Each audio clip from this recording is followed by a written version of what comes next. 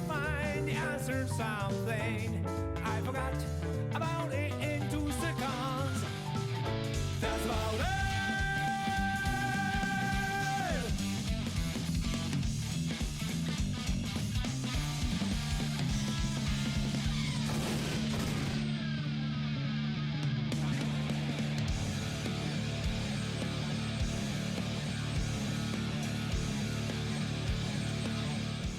Good morning, good evening, or whatever time it is where you are. Hi, and welcome back to the Guilty Gear podcast, Talk to Me About, where we talk about your faves and why you love them. I'm your host, Dee. Hello.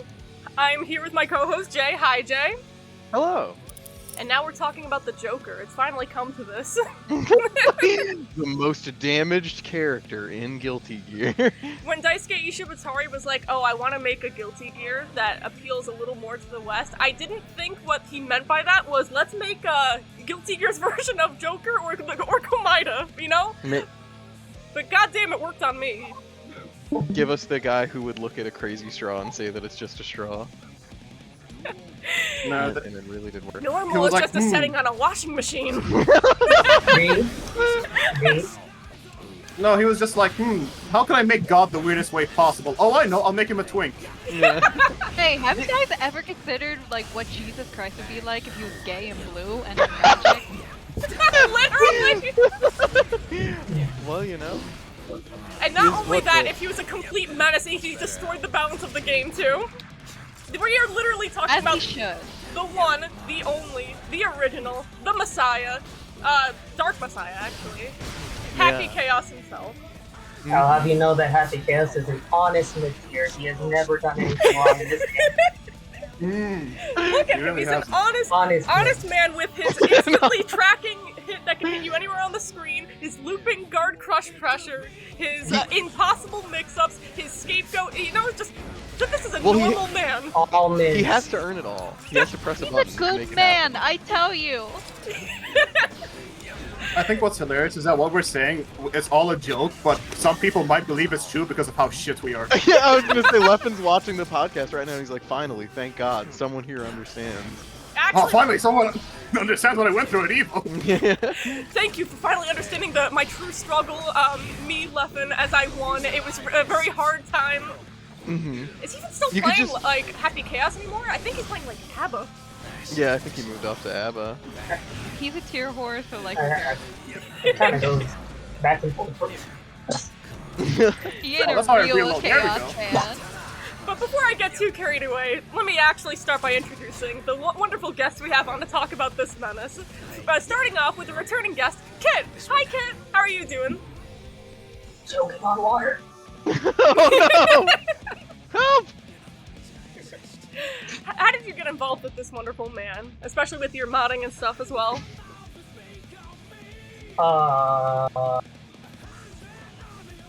Going through the entire history of your life and realizing there he was beautifully. I saw him in Strive, and I was like, hey, that's pretty hot. We Hi. can. And since then, I think it was kind of over for me. Yeah. And that's how it all started. You're like, you have your head in your hands. For those who are listeners of the podcast, Kit was here for Asuka as well, which is interesting because these are two characters that are very deeply connected. They both share the title of that man. You can both say that they are both the biggest villains in the series, although Asuka ends up being way less of a villain than Happy Chaos ends up being. And Chaos is technically not a villain, but that's for later in the podcast. And trust me, I'm gonna rant about it. We are, Oh, so will I, don't worry. we are talking about the savior, honestly. And with Oh, don't get me that, started. we should move on to the next guest we have, Red. Hi, Red. Oh, hi, it's me.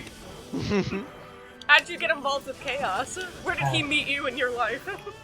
Well, surprisingly, I don't remember if I met him after or before my hiatus, but it was the second time I was watching the story, and I was like, damn, this Chaos guy kinda cool, let me read more about him.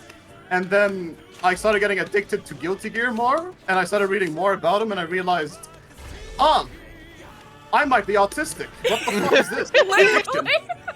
Real. You ever love a character so much that you get diagnosed?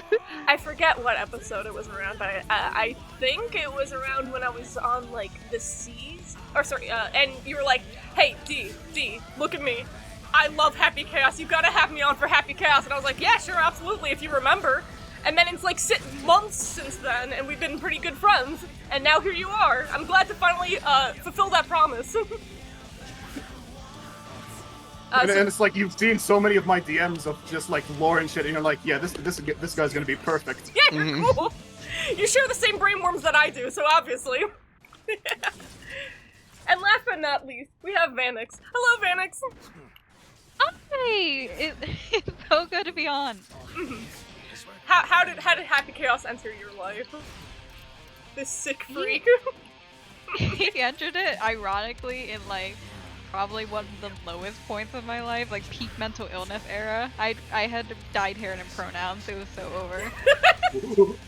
You know, if you really think about it, Happy Chaos is the epitome of blue hair and pronouns, like, except he's just blue in pronouns.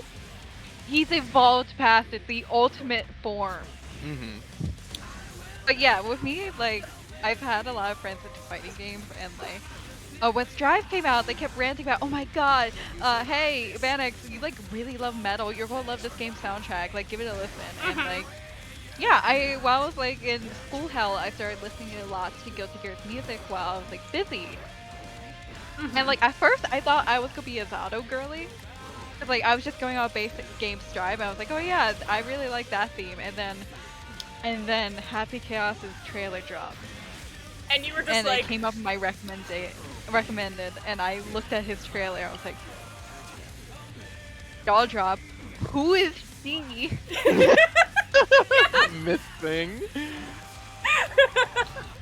I'm very glad to hear it. For me, the appeal was immediate for me because whenever I get into a series, I always very much like, I think I mentioned it before, I like the Komida kind of character, and that he just immediately spoke to me as that same kind of character. And it's interesting too because he's got that nice mix of hope, despair kind of shit as well, and he's that kind of like messed up like hero complex kind of character. I like that a lot. It's so funny you keep comparing him to Komida, because like I am a big like Danganronpa hater. And I'm like, Happy Chaos baby girl, I'm so sorry you're being compared.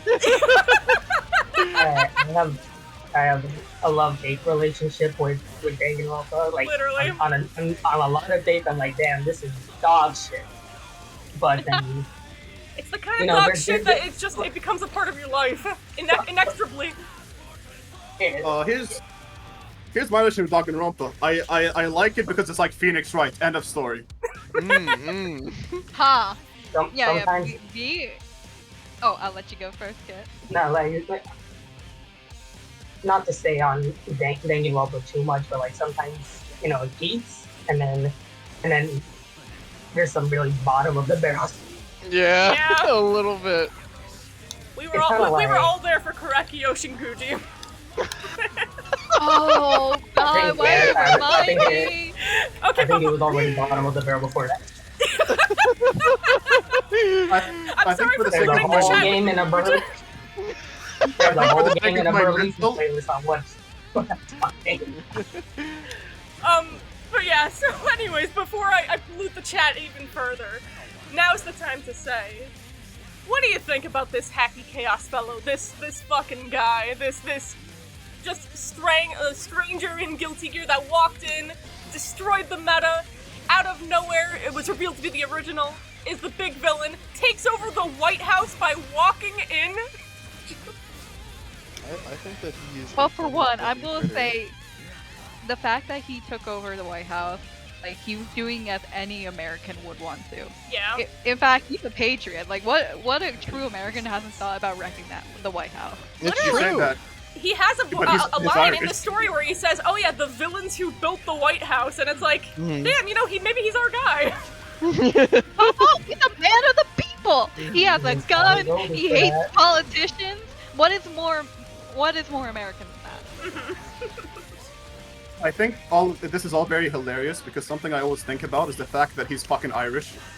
Yeah, no, I was gonna say, like, it's like, That's he's even not, more. he is just some Irish guy who got really good at magic and then, like, stumbled into the source code of existence. I really like the theory that when he was the original, he had a really thick Irish accent.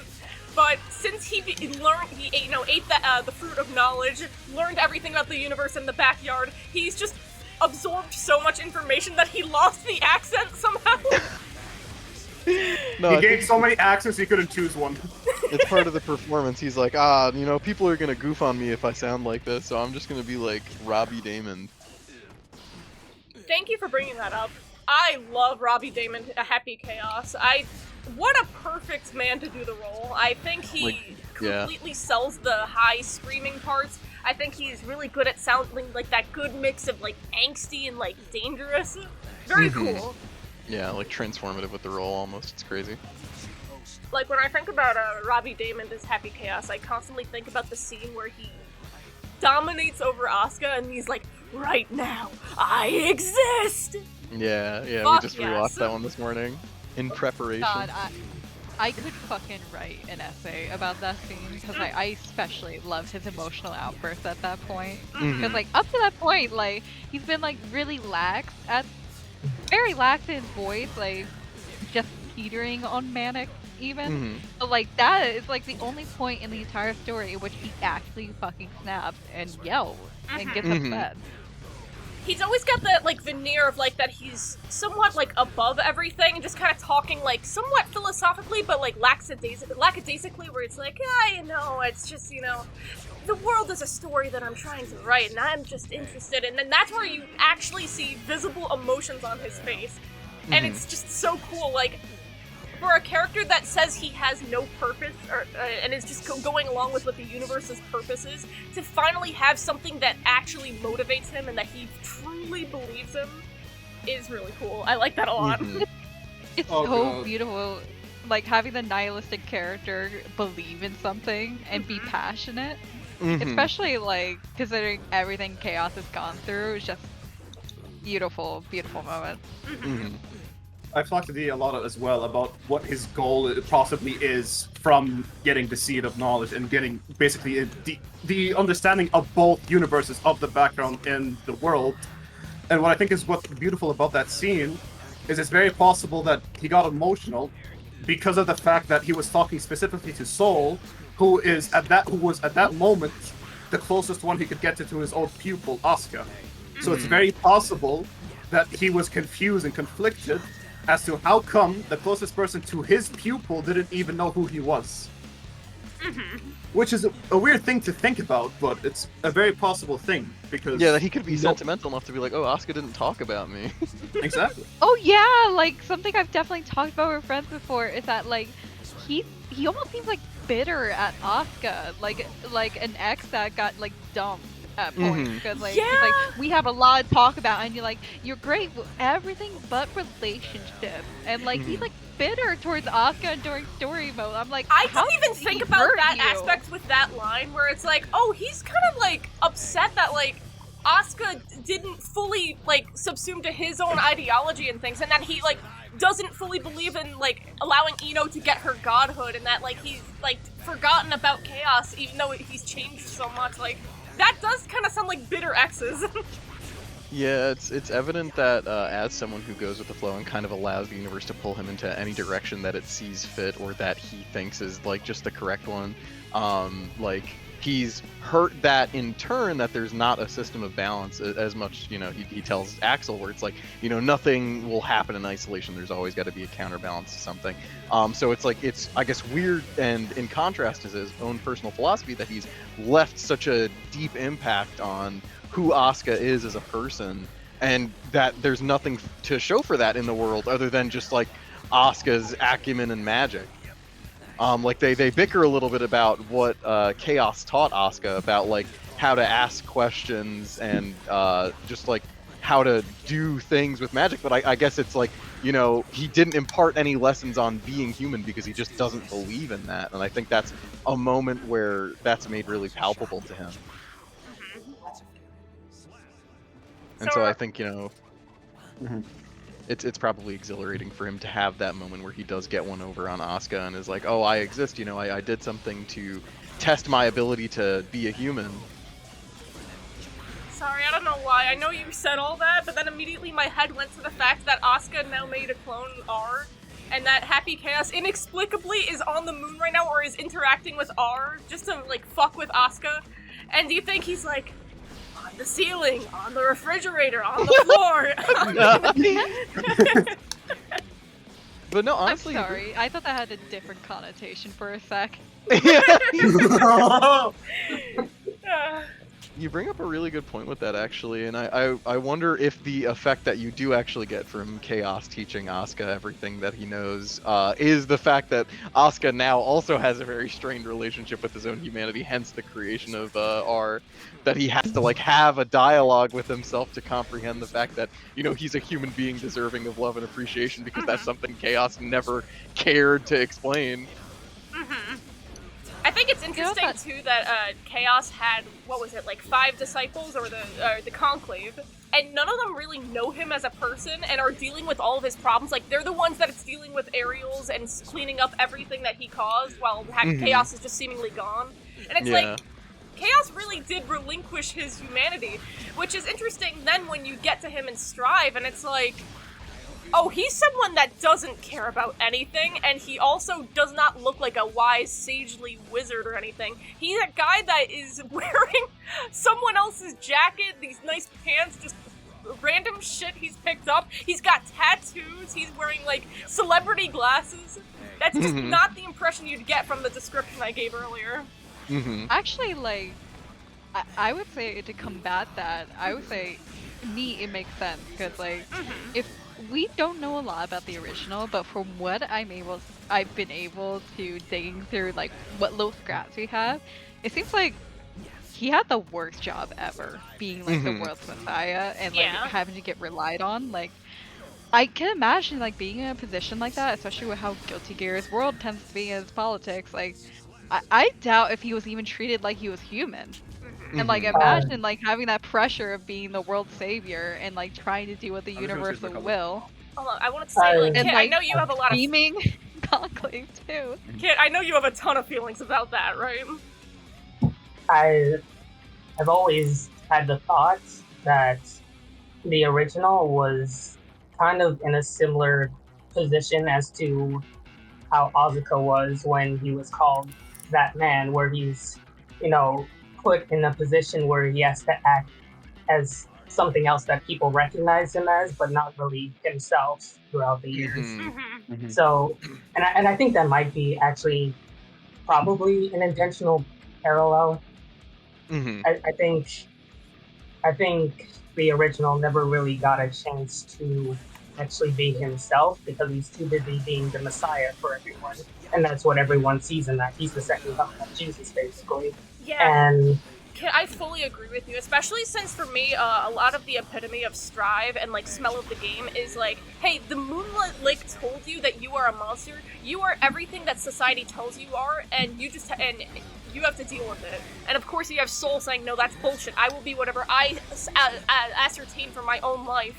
And then parallel that back to the original, who basically his entire life was told, you need to be the savior, you need to be the person that saves everyone, you need to give everyone else purpose, you need to tell everyone else basically what to do, and he's elevated to this godlike status even though he is a human.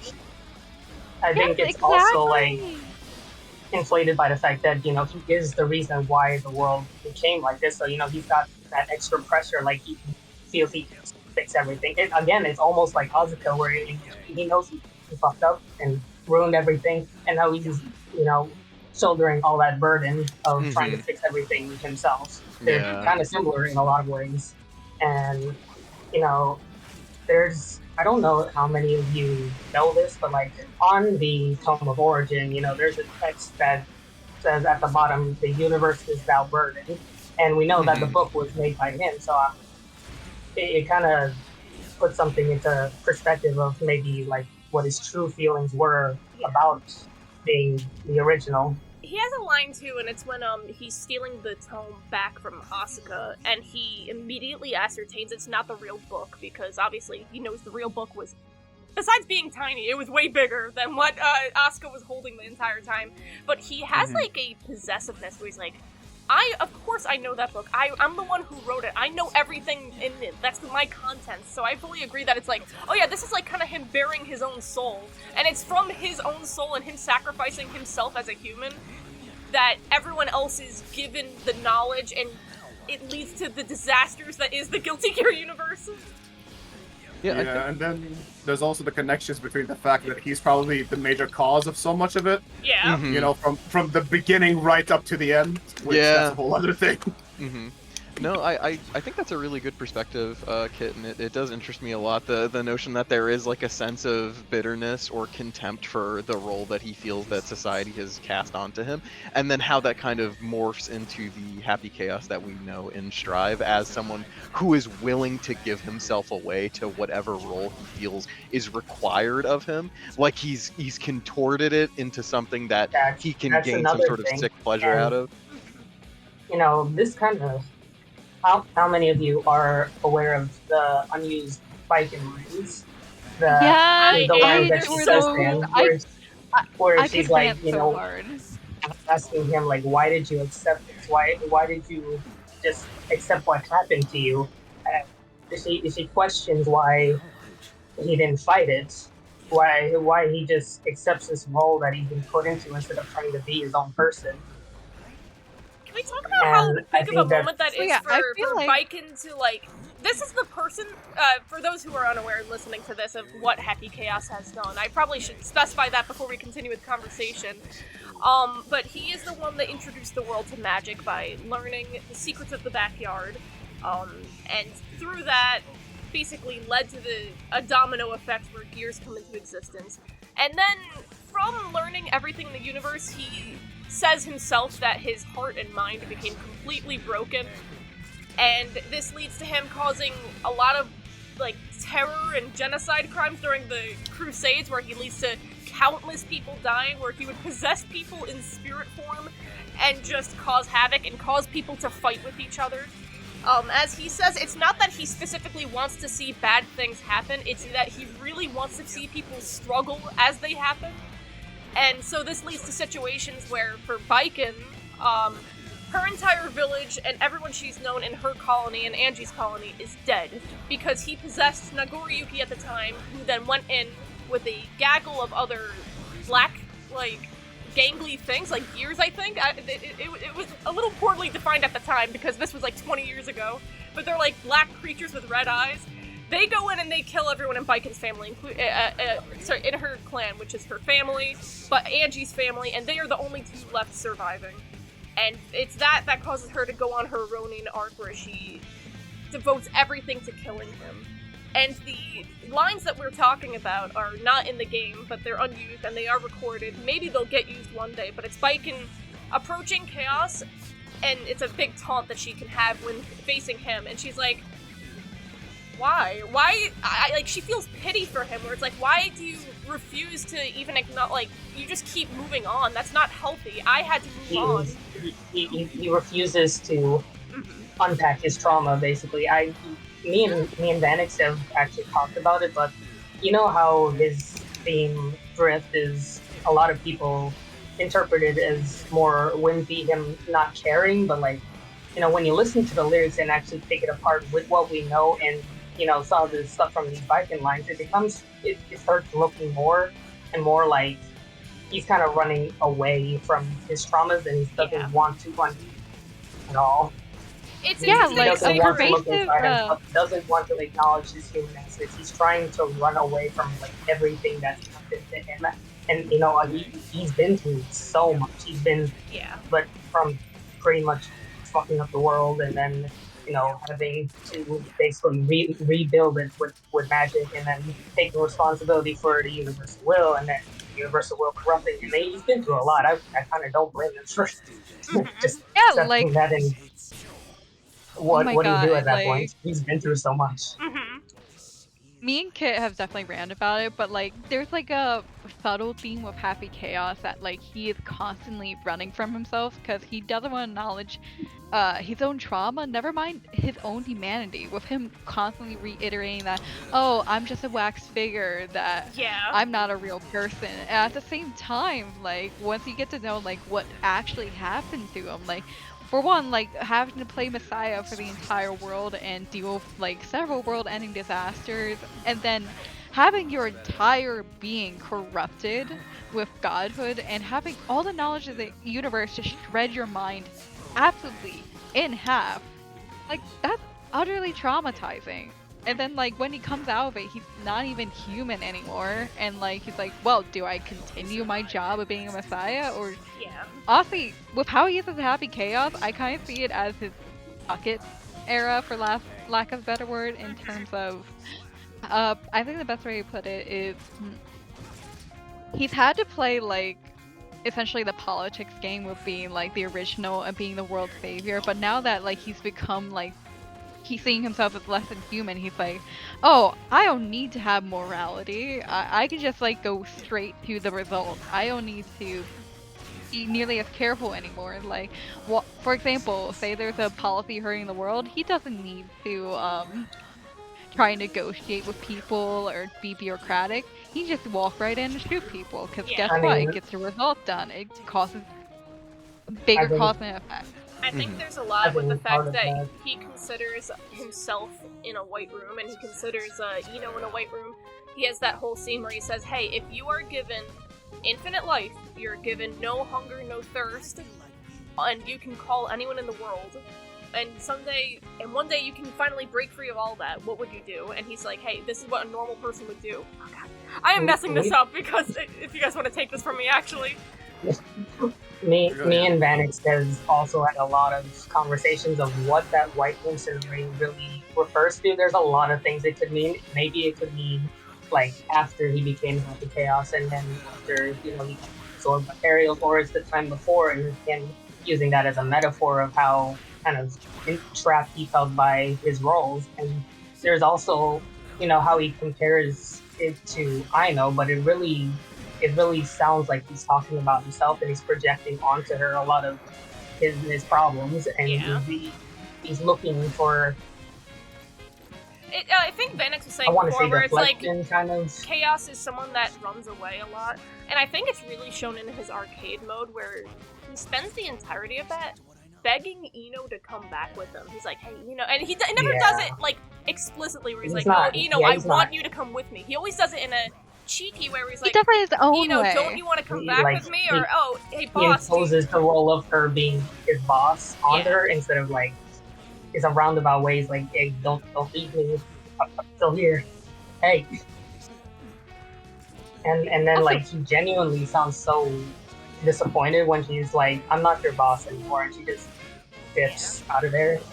he's a character that's really lonely, and for the most of the story is completely alone. Like, when he has tools, he subsumes his own will over them. He never really talks to people, and I think talking to Eno was the first time he really did something like that, outside of Asuka and his disciples, where he kind of instructed them things. And oh my god, I forgot Happy Chaos had a taunt where he spawns multiple guns when he tries to spin them. That's what I've been trying to do this whole time, which is why I don't skip the round wins. But Yeah, yeah, also, like, I can agree that, like, he's a very lonely person, because, like, Eno is probably the first person he's been able to genuinely sit down with and have a Yeah. conversation with in over a century, because, like, even though, like, not his timeline is a little unclear, like, even what he means by the white room, he talks about it metaphorically a lot, but at the same time, I'm not convinced it's only a metaphor, because he has a line being really explicit about being trapped in a room for a century. Like, him even adoring, like, the smell of dirt and just being outside, and he's like, oh my god, I haven't been able to touch grass in 100 years. That would mess yeah. anyone up. He just like And me not- for real. I wanted to mention not that even- when he and breaks with out his of jail empty- and he has the Yeah. like when he comes out and he's like opening up his arms in a very Christ-like way and he's like, dust and plants everywhere. It strikes me that he doesn't talk about human civilization or culture or anything. The thing he notes is a lack of humanity. He's noting how conflict has happened and there's dust, and he's noting how nature has overtaken and there's plants. It's grown everywhere. He is enamored by the fact that humanity has, like, caused conflict and moved on. He really likes to see the end results of things. Like, he's very much a ends justify the means person. And Yeah, and I just also thought that it's was like- interesting. Yeah. Also, not to mention, like, referring back to the Viking lines, she goes on a whole rant about like how you mentioned that he's very lonely. She even calls him out for it. He's like, you're not anyone's friend or foe. How can you like live like that? Yeah. And, like she pities him for that. Like he doesn't have any connections to anyone. Yeah. And as like he has those a lot fighting of lines drive me crazy. He has a lot of the times in the story too, where even though he has full control of the situation, and he doesn't need to, he will purposely generate new people to talk to, whether that's the guard in the White House that he's already mind controlled, allowing him to speak again because he doesn't want to be alone. Whether that's Daryl, where he'll just start chatting back with him, even though, and giving him purposeful information, even though he doesn't have to. Whether that's even though Nagoriyuki is completely under his control and is doing his bidding, allows him to still talk with him and allows him to throw insults and things like that. He doesn't need to do any of that, but it kind of like feels to me like he really craves that social interaction of being close to other people, but always within his own grasp and his own limitations and control, which is not healthy, but Not at all. oh my unhealthy Florbo. Even Viking calls him out on, you need therapy. Kit? Kit had something to say, I think? Yeah, I was going to say that something I've noticed is that, like, even when he has people technically under control, like, it always seems like he still wants them to take the lead, so to speak. Like, he always gives them, like, some kind of option to work around, like, what he's put them into, the situation he's put them into, and it feels, I don't know how to put it into words. He doesn't seem to actually. He delegates the leadership role despite being the person with the plan and knowing what's going to happen next. Yeah, something like that. I think like the also... clear example with the security guard, like questioning, like, why am I able to question you? Why are you letting me sass you? Yeah, and I think it's like there's a lot in that interaction because it's a tacit acknowledge of his personhood to him, and I think it's also just the fact that it's like he needs something to distract him from himself. I've been having a lot of thoughts about everything that you guys have been saying. I feel like you are onto some really cool, real shit.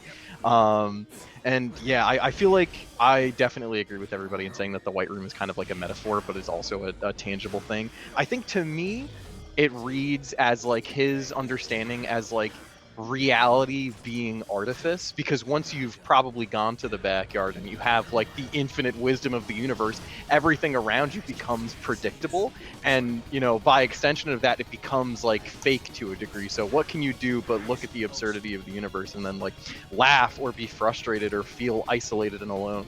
And so it makes perfect sense to me that he would look at Ino and then see someone in her that he can project onto, because it's like, here is another person who has become a nihilist because they were subject to the whims of all humanity and, you know, burdened with some incredible knowledge. And not only that, it's his opportunity to help them in a way that he can't help himself. Another way to forge a connection that is actually meaningful to him, that like implicitly validates him, that he kind of doesn't even want to acknowledge.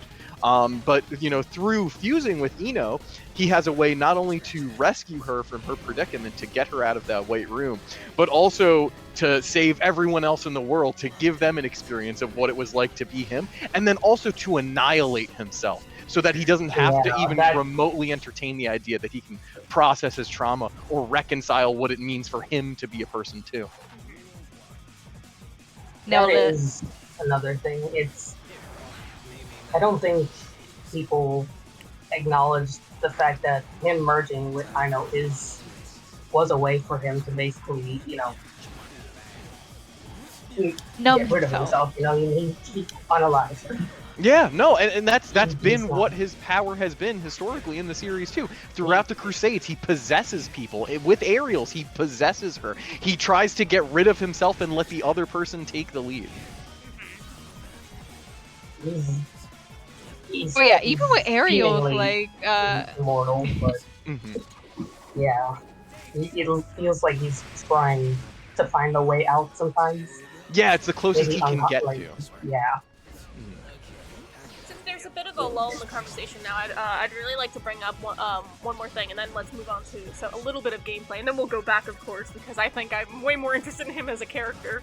But I wanted to ask you guys how you feel about him self-describing himself as 100% human desire. Like, he gives the example with Calpico, or he calls it Milpico because I guess of copyright. Which, first of all, I've had Milpico, or Calpico. I'm not really a big fan of it. It's not that tasty. Jay, you seem to like it a lot, though, right? I love Calpico. I'm right there with HC. But in any case, he says it's the oil and water kind of thing. But for him, it's syrup and water, where the syrup is all-knowing human desire, and the water is the necessary needs for survival. And you cannot have human beings or mankind without desire and survival. That is his philosophy. And he believes, since learning everything about the world and, cheat coding life, that he is 100% human desire, and he has no use for human survival, and he believes that Ino is, I forget what he describes Ino as, that she is 100% survival and no desire, or if she is also desire. It's been a while, so I don't remember exactly, but I just wanted to get your guys' thoughts on that. Yeah, I think the rant was a little bit, obvious in a way, because, in the little snippets and what we get of what happened to the original to become Happy Chaos, the Universal Will, the original stripped Ino of half of her god's power so that she wouldn't birth into a new god, because, Ino was the birth of a new god created out of humanity's, desires, pure desires and wishes for a better future, and, yeah, the original, took half her powers and turned her into relatively a normal girl so that, oh shit, we don't have to deal with a new god at this point. And the Universal Will, at some point, forcibly merged all that human desire and power into the original. So, in a sense that, yes, he's legitimately the walking embodiment, the physical embodiment of all of humanity's, dreams and desires. Because that's what, Ino was, and that was the power that was stolen from her and forcibly put into him, and that made him go crazy. Yeah, and that goes to, why he's kind of lacking a real moral compass now, because, getting all these desires, he gets all of the bad and the good desires. So now he's kind of in a position where he's forced to, weigh all of that equally. And, if we take it literally, he has all of that running in his head, maybe hearing the voices of humanity, it seems like he's always got this constant back and forth tug of war in his mind of what's good, what's bad, and he has to see all of that as equal, which I think leads to his mindset where he takes the lead seat and just wants to see all of it and doesn't really see his very terrible actions, blowing up that building and had several people in it that Axel had to go and save. He's not seeing that as genuine evil actions, because what he sees is this, the means to an end. He's furthering he's furthering humanity in some way. He wants to see people grow, evolve, and become better through these events, but he's not really recognizing the severity of his actions anymore because he's being forced to see all of this is an equal plane. And yeah, that's the thing. He's extremely the ends justify the means. That's him. That's his character. Yeah. Yeah, at risk of sounding a little bit silly, it really, to me, harkens a lot to, End of Ava and sort of I Have No Mouth and I Must Scream, the dynamic between HC and Ino, where it's very easy to comprehend why someone like HC would have a difficult time asserting his individuality or his personhood if he's constantly plagued by, the myriad voices of all human desire kind of flowing into his brain without him having to say otherwise. And so, yeah, it makes sense that he would have, sort of a warped understanding of what morality should be, or not even that, because I guess he has the best understanding one could achieve, but in that it's kind of lost its meaning. But yeah, with his relationship to Ino, again, I think it's really interesting how Ino is apparently all survival instinct, but no desire, and you see that manifest with the way that she interacts with the world, where it's just she feels that there's no reason for her to continue forward, but she's desperate to claim one. She wants there to be some kind of motivation for her existence, which is why she wants a future. She feels like she's been denied that. And then HC, who has also kind of reached the same conclusion despite having the opposite problem of being the embodiment of human desire, but because he has no survival instinct, because he can never be threatened, that's where I feel like the I have no mouth and I must scream parallel exists, where it's like, he's like Am, where he's burdened to have desire, but no means with which to carry that out or to really feel. He can only want. And never is he to feel the touch of another, right? So that's why he feels the most exhilarated when he's fighting with Asuka, because that's the closest he gets to having his survival threatened, to being a full human. And I just think that that's pretty neat. No wonder he has a Disney I Want song as his theme. Yeah, of course. So my opinion on this is gonna be very obvious as to what I think about Chaos as a whole. In general, for me, for this idea of the fact that he's the embodiment of desire, I don't relate it. I do see the parallels between, relating it to Eno and everything. But the way I relate it is the fact that he's the embodiment of the knowledge of the entire universe. So that means that he knows everything. Everything is predictable. He knows what's going to happen, yada, yada, yada. Yeah. The idea is the fact that the reason why he's the embodiment of desire is the fact that people desire answers. They want to know what's going to happen. They want to know about this. They want to know how to make decisions. They fear decisions, and they fear these bad things. So you feel like he's someone without fear. Like, he just doesn't have that necessary survival instinct to tell him to be afraid of things, so he can willingly be hedonistic and go right ahead with things. Exactly, because of the fact that he literally has the understanding of the entire universe and everything that could happen after.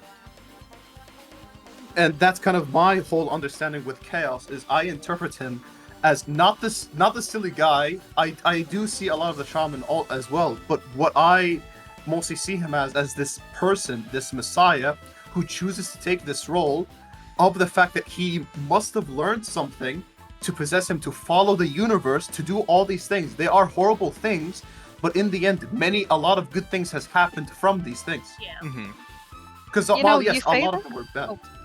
Yeah, sorry. A lot of them are bad, but I think Strive is the best example of the fact that while at the end he did cause a lot of death, a lot of trauma, a lot of these things, but at the end, a lot of character stories ended. Soul became Frederick again. Jackal finally accepted herself for who she is. A lot of Illyria's troubles are starting to slowly stop because of a lot of these incidences. Yes, there was a lot of build-up, but Chaos showing up himself actually is what started to actually build the foundation for the true ending of a lot of these characters. Oh yeah, I was saying, like, it's funny you say that, like, he follows, like, he knows everything, and he follows, like, the beat of the universe and, like, his beliefs, and yet, like, for how powerful he is, he's had multiple voice lines about how he wants to be forgiven by a higher power. For all his power, all he knows about the universe. Really? I had no idea he did. Yeah, he has a voice line, like, talking about Asuka. It's like, they're talking about, do you believe in a power up on high? And he's like, yeah, the topic is, like, interests him. And in his own bio, he said, like, he'll be forgiven for his sins, or, like, everything he does by a higher power. He wants to be forgiven. And, like, that's a wild part of his character. I don't see anyone discuss that. The fact that despite all his power and him essentially being guilty gear Jesus, he's still hoping for some higher power to step in and save him. It's interesting, too, because he's someone that holds knowledge that this isn't, like, the only universe that exists. With the demi-humans thing that he goes on a rant about in his arcade mode, he realizes, like, oh yeah, there are different versions of the universe, and I gotta do some backstory again for people that aren't unaware of Guilty Gear lore. Of the realization that Happy Chaos comes to, that allows him to have knowledge of the universe and basically cheat code everything and give everyone unlimited power, is that he learns that Guilty Gear's universe is a computer, and that their universe is just one of many programs in that computer.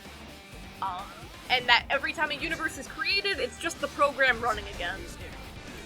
And vampires and werewolves and aliens and all these different things are just different subclasses within that are given classifications and roles, and they can be played in any program. It's interesting to think about Guilty Gear as a computer, because then you have things like sole bad guy who was just given the keyboard to the computer and told you can do whatever you want with it. And seeing how he handles things like that, and it's why Chaos also takes a huge interest in him. Sorry, I didn't know Scapegoat could be used as a wall. That is so fucked. Yeah. Oh shit, what was I saying? Oh man. Yeah, you're talking about IDs. Like, for example, like non-humans, like Happy Chaos learns about that. He comes across this great power because he finds out that, hey, like Nightless or vampires, for example, don't have computer logins. So Yeah. like they don't have IDs to say, hey, you belong in this game and you have to stay in this game. It's like imagine you have a bunch of games on your desktop and like the NPCs stay in their game, and then meanwhile, say like vampires, they can just wander from their game to any other game on the desktop because they don't have the ID that every other NPC that says, okay, you stay in this game. This is the game you're like binded to. I always really liked the and he comparison to a computer as well, because one, it makes sense that it's like a science thing because of how much he then just decides, oh yeah, I can cheat code everything by giving unlimited magic to everyone, and they just have to do the right code and then they get it. Like, I think that's very cute, that how much like science and magic are intertwined in this universe, and how Asuka is like, oh, the ultimate scientist is also just the ultimate wizard. I think that's very cute. Mhm. Yeah, and also like Happy Chaos' arcade mode with an ending with him and him escaping this purgatory by figuring out that, hey, I can abuse the fact that like Nightless and like other demi-humans don't have IDs to just go wherever I want. So have fun with that, kiddos. He can travel between multiverses now. He found a new exploit. Yeah. Which Mhm. And I always tracks really for him. liked this because it, one, provides really interesting world building, just with the whole computer thing, and also I think it really works to Happy Chaos' character, where it goes back to the ennui he feels with life, where he doesn't see anything as being worth anything because he's obtained that higher understanding that they literally aren't. Like, he just sees them as like, oh yeah, you're just meatbags performing functions. Everything here is just someone performing a function to get a result. It's very kind of like mechanical and dehumanizes him, or that's all what he thinks. It's not actually like the truth, because that denies human connections and meanings and things like that. And that's where, you know, Happy Chaos' folly is. Like, he's denying his own personhood by thinking this way. makes me Yeah. cry. No, it's something that I really was hoping to talk about, because like I think there's something to be said to the fact that like Happy Chaos is positioned as sort of like the ultimate antagonist of Guilty Gear as a franchise, right? And what that really is supposed to evoke in people experiencing it.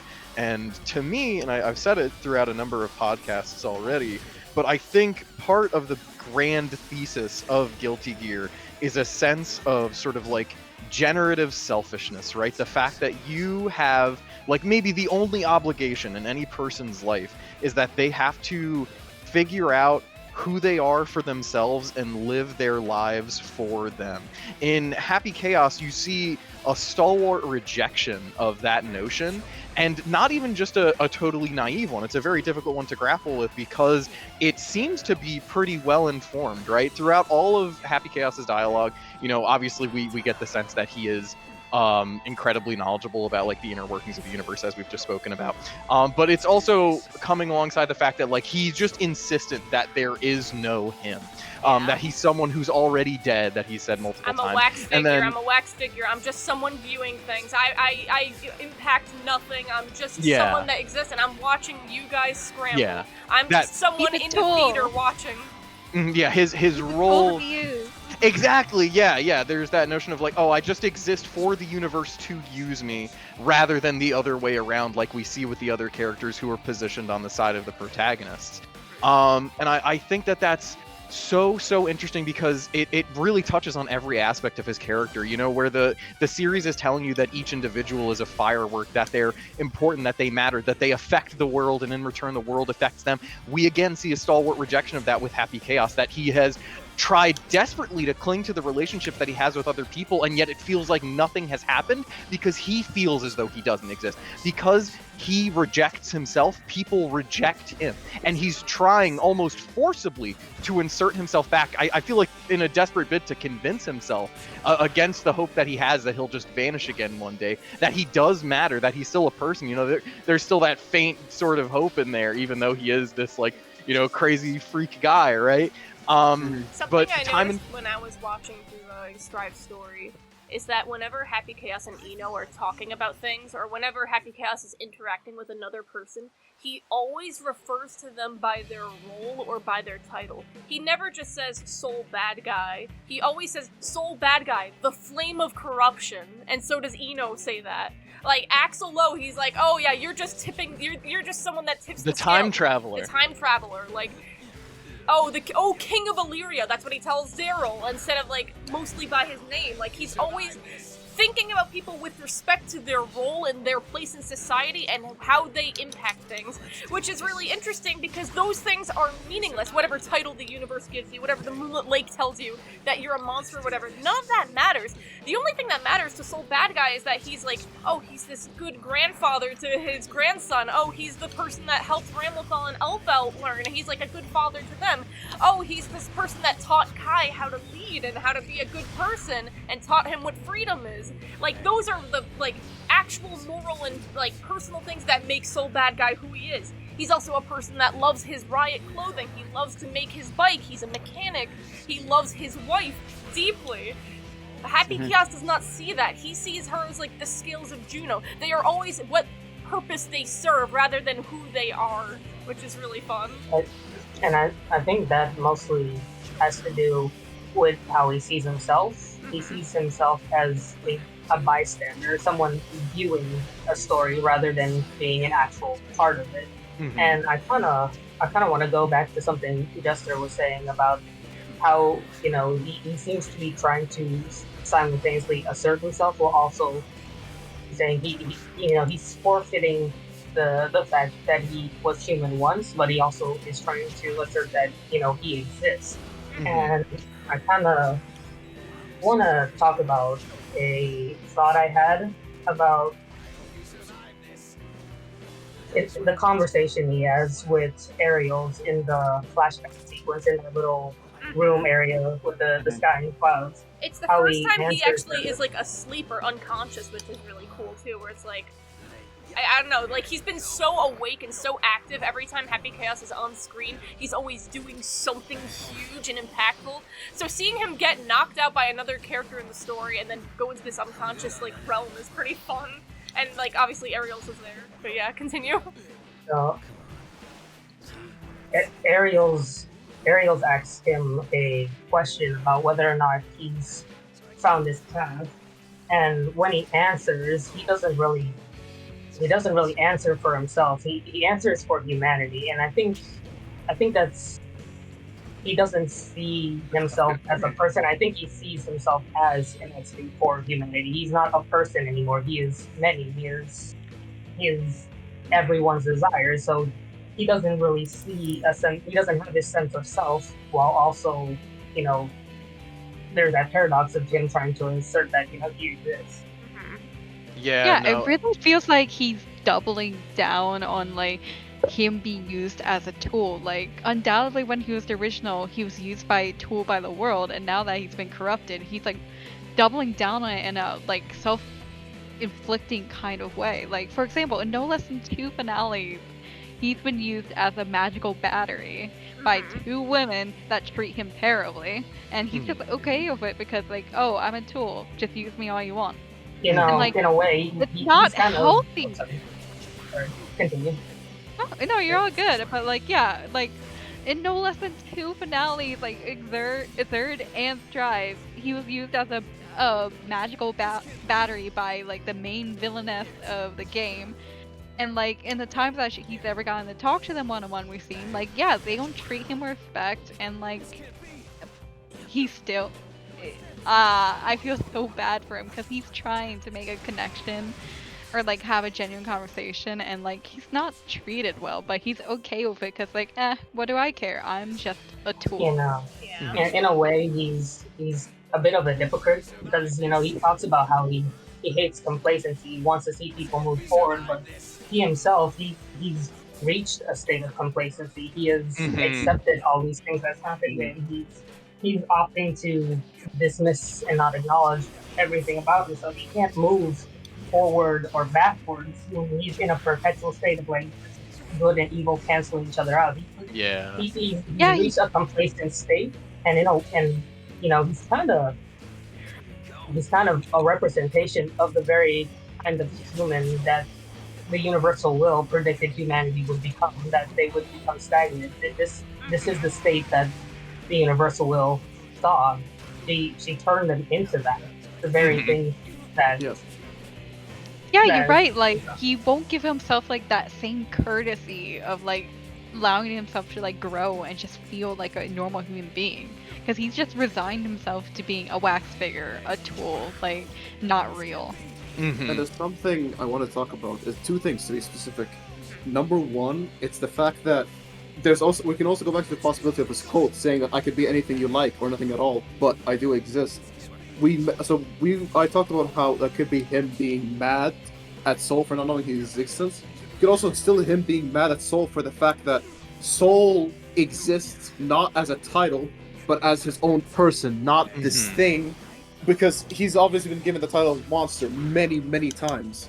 But he still chooses to be the hero of the world and has saved it multiple times. So that's a possibility. And the fact that chaos not existing is, I think, it's something that we overlooked, I would say, or didn't talk about. In the end of, in Exarch, not the end, in Exarch, the fact that we see a direct line of him deciding out of nowhere that, this Jackal unit named Happy Chaos, that is an interesting name. I will take that name for myself. Showing that he either had a name he didn't like, or he didn't have a name to begin with before becoming Happy Chaos or the original. As in, like, a name that people can say and think of him. Asuka never yeah, refers like, to him by before a he name, was- it's only ever as teacher. Yeah, Oh exactly. yeah, before he was even the original, like what tiny smidgen we know is that like he was a child prodigy, like with a like the how you say the highest documented IQ ever in the Guilty Gear universe. So like he's already being propped up as like going to do great things before he was the original. What if But, yeah, Einstein there's- was told at 4 years old that you have to save the world? Yeah, no, right? Like, there's that Exactly. element of like crushing weight and dehumanization underneath it, and Like I the just opposite wanted of to- Oppenheimer. yeah, no, Yeah, I and wanted to. He felt like that weight so bad that he created the universal will to live up to that. Like, oh, I have to do something great with my intelligence. I have to do something great for the world with like what I've been given.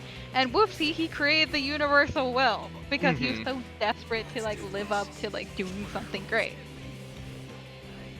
Yeah, no, I just. And I think that kind of goes back to what I was saying earlier about the parallel with Asuka, how he's always assumed an identity outside of his actual self. He's always someone else to people. Neither the original. He was this child prodigy. He's everything else but an actual, just a regular person. Yeah. And I think that's something to really consider for how he's gone to choose this name for himself. He picked something out. He needs to affirm himself. Both him and Asuka are in desperate need of self-actualizing and affirming their current identities because their whole life they've always been someone else to people. And I really, really want to see where Daisuke goes with that, because as of now, like, see all of the Strive characters, they're getting their conclusions, they're finding their happy endings, but these two, those men, that man and that man number 2, they don't have their happy ending. They need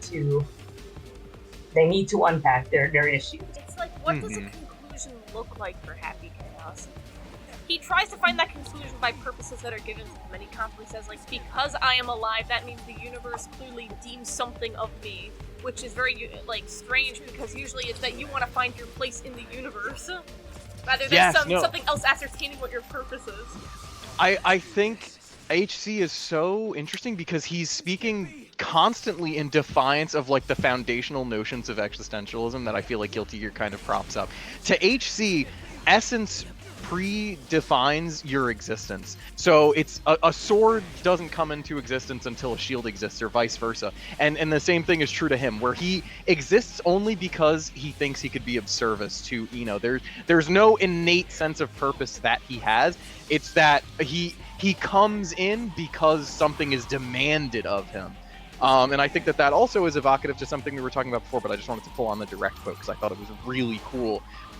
When he's having that conversation with Ariel's, and she's like, oh, well, have you found your path? Like, do you know, like, who you are? And he says, there's no answer to that. Mankind isn't collected of humans, but one single definition of humanity. So once again, standing in abject defiance of the notion of the fact that people can be individuals, and then by extension that he can matter.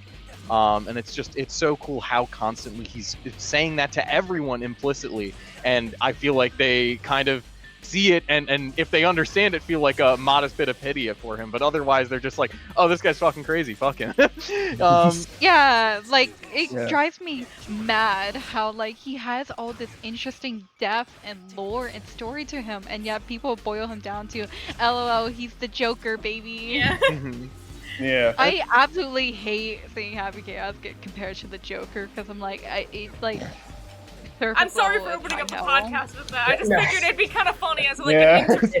No, you're fine, Angel. No. Yeah. No, you're fine. It's funny. I hope you know, like, I genuinely do love the character a ton. I just figured it'd be a fun opener. Obviously, you just ranted an hour with us about his character, so Yeah. you get it. You get it. And like, I know. Oh, sorry, you were saying, Vanix? Go right ahead. Go right ahead. Alright, I was gonna say, I know we're supposed to move on to gameplay, but one last comment about his end. Yes. I think Chaos must have 100% assumed during the story that the moment Ino fails and dies as a god, or, well, dies, but that's a whole other thing. But as when she was gonna die, that he was gonna die with her, but he didn't by the end. So he must realize in his head that there's still something in the universe for him. The universe still has something in store for him, that there is still more to him. So there is a genuine possibility that if Chaos, as a character, does not grow and realize he is more than just something for the universe, that he may never have an end. Which is the most depressing possibility, but it's the most likely one depending on how he grows as a person and how he changes. Yeah, like, I definitely want to comment on that too, like, his character going forward. Like, obviously, the developers have to be cooking something considering the epilogue of Strive's story mode, before he even had Arcade, was him being alive on a beach and him saying, I'm here. And, like, honestly, like, I can't wait to see what they do with his character next, because, like, for example, in one of his arcade mode lines before the end of it, he says, like, how he has a desire to, like, try being the hero next time. Yes. Yeah, he says he hears someone saying, save us, like, he says maybe he'll be the protagonist next time, and I really hope that the developers are hinting that, you know, he'll probably be on the hero side next time whenever we see the continuation of the story, whether that's in the upcoming anime or story content. Yeah, I want to see what they do with that. As of recording, the Guilty Gear anime has been announced, which means we saw the promo image of Soul, Sin, and a mysterious girl character who the developers keep referring to as mysterious girl character. Who can she be? Which I think is kind of funny. Chaos. It's definitely Happy Chaos, Ryan. Yeah, I think it's Happy Chaos. Valentine. Yeah, easily. I'm really excited to see that, and also because of Happy Chaos being the next protagonist by his own definition, and we're about to get his creation into the anime. I am so excited to see what kind of dynamic they're gonna have. If he's gonna treat her the same way he treats Ino, if he's gonna... Hey, you're playing Dio? No, wait, sorry, I had to switch. Keep going. If he's gonna be like a somewhat like father figure to this new character, or if she's gonna completely reject him because she's only ever been defined by what purpose she can give to other people, kind of very similar to him. Like, I wonder what kind of dynamic him and Happy Chaos Valentine are going to have. If Honestly, that is I Happy thought Chaos it'd be Valentine. Yeah, if it was Happy Chaos Valentine, I'd be like, yo, because I think it could be an interesting dynamic. Because obviously, like, Coco, he who funny, she has beef with him for stealing her name. But in honestly, reality, like, remembering what the original Happy Chaos purpose was to return Ino to humanity. It'd be Yeah. funny. It'd be great if the two of them had a relationship and just got him to, like, you know, go touch back down to Earth and, like, be grounded. It'd be ironic, considering he's half Ino. That, like, it'd be funny if half Mysterious Girl's purpose was repurposed into helping him. I think I would cry. That would be I think insane. I think In my that head- would be peak fiction, actually. It really would. But in my head, I just imagine the fact that he just decided to become this woman, and then when Soul realizes, he just has the same reaction he did when he realized that he is the father of the father-in-law of Kai. Yeah.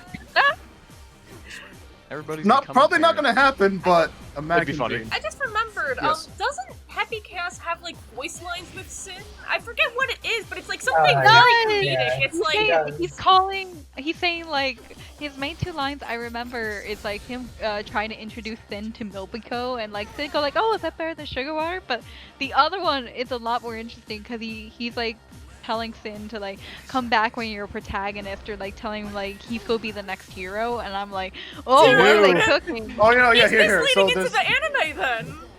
Yeah, that's where I felt vindicated. I was like, Happy Chaos foreshadowed the anime! God, that's so fucking cool, actually. Yeah, there's two quotes that you mentioned, Vanek. So there's Chaos asking Sin for some Milpico, and Sin is like, "Ha, does it taste better than sugar water?" And the other one, Sin is like, "Don't you know? Heroes always show up later." Chaos is like, "Oh, but the curtain goes up on time regardless." Yeah! I gotta say, too, first of all, just to go on the joke line about the sugar water, Calpico literally is sugar water. It's just syrup and water, so, you know. That's not true. Okay, it has it's a better than- yuzu taste. Oh, you It's better than grainy ass, like, just straight up grainy sugar dumped into water, shaken around, and given to a child. Like, Soul should have never parented a fucking child. I think it's so And two- funny that Kai Kisuke's whole thing is that he's a tea collector too, that he really loves like expensive teas and collecting cups and this and that. And just to hear that his son likes this cheap ass, grainy ass water. Yeah, Soul has given his son a taste for Coca-Cola. Coca-Cola minus the syrup. It's like, so what the fuck did you do? So you Yeah, see I think it'd be- Coca-Cola. It would be so cute if, like, Chaos, like being a mentor for Sin and starting off with, okay, no more of that sugar water crap. Here's some Milpico, something you can actually drink. I think that'd be very cute. It's the same thing, and it's just like Deus Ex Machina. Yeah, It makes me but no, realize too, I wonder if Happy Chaos will get a costume change then when he gets into the anime, if this is true, because obviously he's donned in a lot of dark clothing. He looks like a dark messiah. Everything about him is on the lower end of saturation, where he's just very dark and moody. I wonder, like, if he'll change at all, which would be really cool. No, I think it's interesting too, just like kind of circling back though, even in his admission of wanting to be a hero the next time the story plays out, there's still more of that, like, you know, tragic element of him not accepting himself as a human being, because again, it's like, it's the notion of what he's been saying the whole time, that he is whatever you see or feel him to be, that he is a function of the universe rather than an individual. I just wanted to pull out a few more of those quotes because I feel like I'd be remiss not to mention them, but I really also do like, you know, the chicken and the egg quote that he pulls out at the very beginning where he's like, I'm the one The person that has omelet. the answer. It exists because of the omelet. So he exists because the universe needed him to be the original, not so he could be his own person. And in the same way, the conversation he has with Daryl, where a sword justifies the existence of a shield, he doesn't feel like he can, you know, exist by his own right. He has to be the sword for other people to feel like they can exist. He has to exist in service of the shield and not in himself.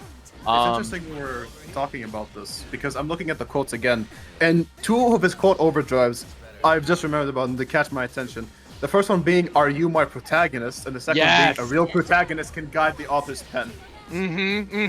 Where it's like, oh, now I need someone to give me something that I can like cling to. I think that's another interesting aspect of like the fundamental failing of his mentality, where it's like just in general, like Happy Chaos, I think is one of those people who, because he rejects notions like existentialism, the notion that he can define for himself this internal like I guess inalienable meaning that he just has, he's searching for it externally because it's always been given to him externally. Like he feels like it's something he can find somewhere in the world, right? That there is a real objective truth. And I just think that that's so interesting, and again, like really speaks in defiance of the general message of Guilty Gear and why he is the antagonist. I wanted to bring something up, and it's really interesting that Happy Chaos only views things within the prospect of a story, of scripts, of actors, protagonists, villains, these things that are given roles by something other than what they are actually saying and portraying, like everything has a designated purpose. He's not the only character that thinks that way. Interestingly enough, this is the exact same philosophy that Bedman has, Romeo F. Newman. Romeo F. Newman exclusively sees things as theaters, as playthings, as actors, people fulfilling roles. He's someone that also only refers to soul as the flame of corruption. Things like that. There used to be the old theory that Happy Chaos was the father to Romeo and Delilah and sacrificed them to Ariel's because that was their purpose, and he doesn't really feel love for them. And I'm not really gonna speak. I hated that theory. Not gonna lie. But I just think this it's is the very, first time I'm very hearing interesting that him, Happy Chaos, and I mean, it Bedman. doesn't make sense. Yeah. I'm not gonna- What? Oh, Kit said it doesn't make much sense. Does it? No. Timeline-wise, I mean, because there's a few things that don't really line up there. But I mean, it is a fair theory. I think if Bedman or Delilah had a tangible like connection to Happy Chaos, I think that would make for something really compelling. I would be interested in seeing some kind of interaction between these characters, because you are right. Like Bedman, this whole Fader thing on. So I think in some ways it's kind of a missed opportunity that now he's just a Bed, but we don't know like, where Daisuke might go with that in the future. So who knows? I think on a would- thematic yeah, level I it would- still makes Yeah, sense right. though, because Bedman is someone that is so tied to what things are and the roles things people play that he's literally named himself Bedman because he's literally a man on a bed, and now his soul has become entwined with Bedman. I know he's not actually in the bed, but there's some kind of communication there. I'm not going to go into all that, but he literally is Bedman now. Like, he has become the ultimate purpose that he said he was. He has lost humanity, and losing humanity was a huge part of him. He is a stone statue. He's literally a wax figure in the same way that Happy Chaos is. I think there's so much there that's paralleling them, and I want to know, like, why Daisuke done this. And it makes me wonder, like, I think this is just how Daisuke writes male villains. Whenever he writes a male villain, they see themselves as wax figures that are observing others and ordaining purpose to them and struggling with that deeply. I don't even know if it's just male villains. I think that every single one of Daisuke's antagonists, like the general theme of them is denying their own personhood and assuming a role because they feel it's what's needed or what's expected of them. Yeah. I think you get that Yeah, even as far back as like Testament and Justice, right? Oh yeah. I think I as don't- well. I really don't think Yeah. Yeah, sorry about that. Yeah. I think, but the thing is, we're thinking about just the antagonist. We're not thinking about the fact that Jacko has this exact same ideology, Yeah. except it's not on the universe, it's Yeah. towards Soul as well. Because, like, she wonders if she should even exist because of the fact that Arya is also trying to exist at the same time. Honestly, I've been wanting to you say bring up- this for this entire time, that I wish Bedman didn't die, because the yap session between him and Happy Chaos would actually That go would have crazy. been insane. History. Especially if you had Asta in. Holy shit. Yeah. I want to see that podcast episode. Mhm. Well, you see, just get a guess from every one of those 3 episodes, and there. I would You like got the to see you guys yap. Go. Okay, here's 2 guests from Asuka, here's 2 guests from Bedman, here's 2 guests from here. Everyone go. Yeah. I wonder what Happy Chaos's dream theater would have been like. What is Happy Chaos's greatest fear? Or would he just go through a dream theater sequence and be like, Nothing. I would I've kill. seen worse. I would kill to see that. I mean, there's a possibility. There's a possibility that nothing shows up because there is no power in the world that can show everything Yeah. that he thinks about, or the fact that it literally does show everything that he is thinking about, all his fears, all these things as well, to the point where it's like it reminds him of his own fears, maybe the ones that he didn't even know about. Well, honestly, considering how much he fears himself and like acknowledging the fact that Yeah, I was he's about human and to like his say. own trauma, I think literally, well, It throwing would his probably trauma just in be his face himself. would definitely be that. I Like feel it'd be the original, maybe. I almost feel like it would be the opposite, that his dream theater would literally just be nothing. And Yeah. that's the horror of it, the fact that it's like it would Yeah. validate his like fear that he just doesn't exist, even though that's what he's like professing that he believes. But it's also very possible that it's nothing because of the fact that it's impossible to look at everything that he knows. Yeah. So it could be an interesting dynamic where Bedman realizes something different to what Chaos has realized. Chaos, in his head, he realizes, shit, I don't exist. I don't have a meaning for anything. I'm just this wax figure. But it's possible that Romeo, when he looks at it, he thinks about, holy shit, this guy, this Messiah has so much information that my power, even when I'm asleep, where I have full control, is not enough to register all of this information. I Which could really- be That's a Sorry, go really ahead. fun idea, actually, because then it like feeds more into the fear that Chaos has. Because even now, Romeo, like his enemy in this presumed scenario, is building up that he is some role that he isn't really, right? But it's also something Detracting from for his humanity. And I want it's to also something for Romeo to like be afraid of, because like with Romeo, he's one of the most powerful characters. And so maybe having the fact that there is information that he cannot gain could also make him have his own weird crisis where he's like, there is information in this world I cannot access. Why is this possible? How is this possible? Also, could him be it. just finally meeting a man that has a higher IQ than him. he already talked to Asuka. Yeah. And it's like, yeah, and it's just the fact that both of them, well, technically both their existences in that theater would literally not only contradict each other, but make each other afraid of the other and hate themselves more because of what could be projected. Yeah.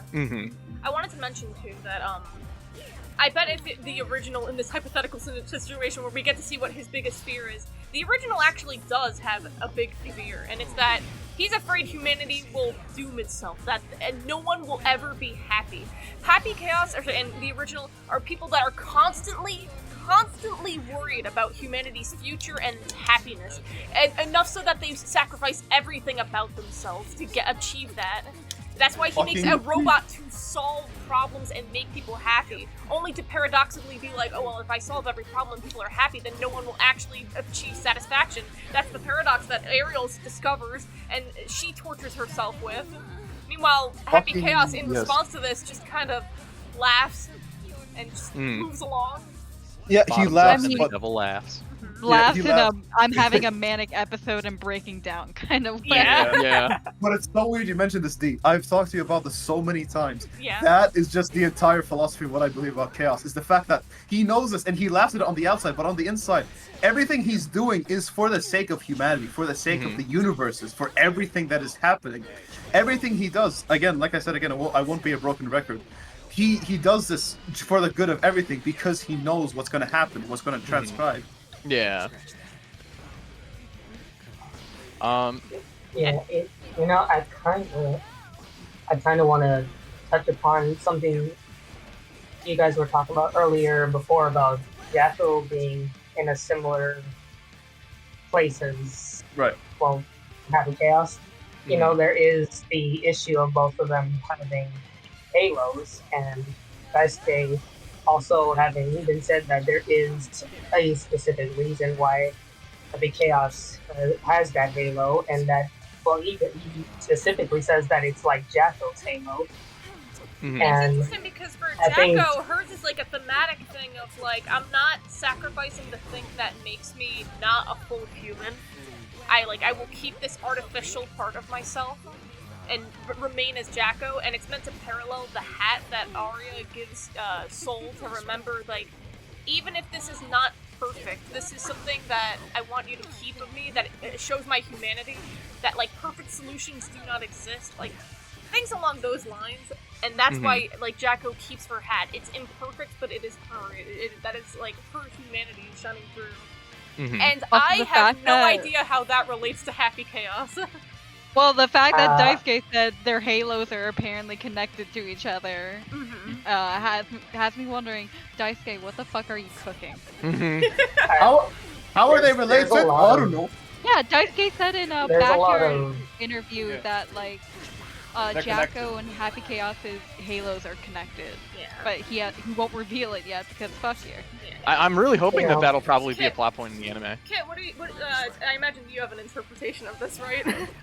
Yeah, I've been thinking, there's a lot of implications there, because given what we know about, Jacko having a part of Arya's soul in her, and then when the halo cracks, it's when she finally merges with Justice, finally becomes human, but, she still keeps the halo in the story mode, but she's able to move it around now that she's human, but she purposely keeps it on her.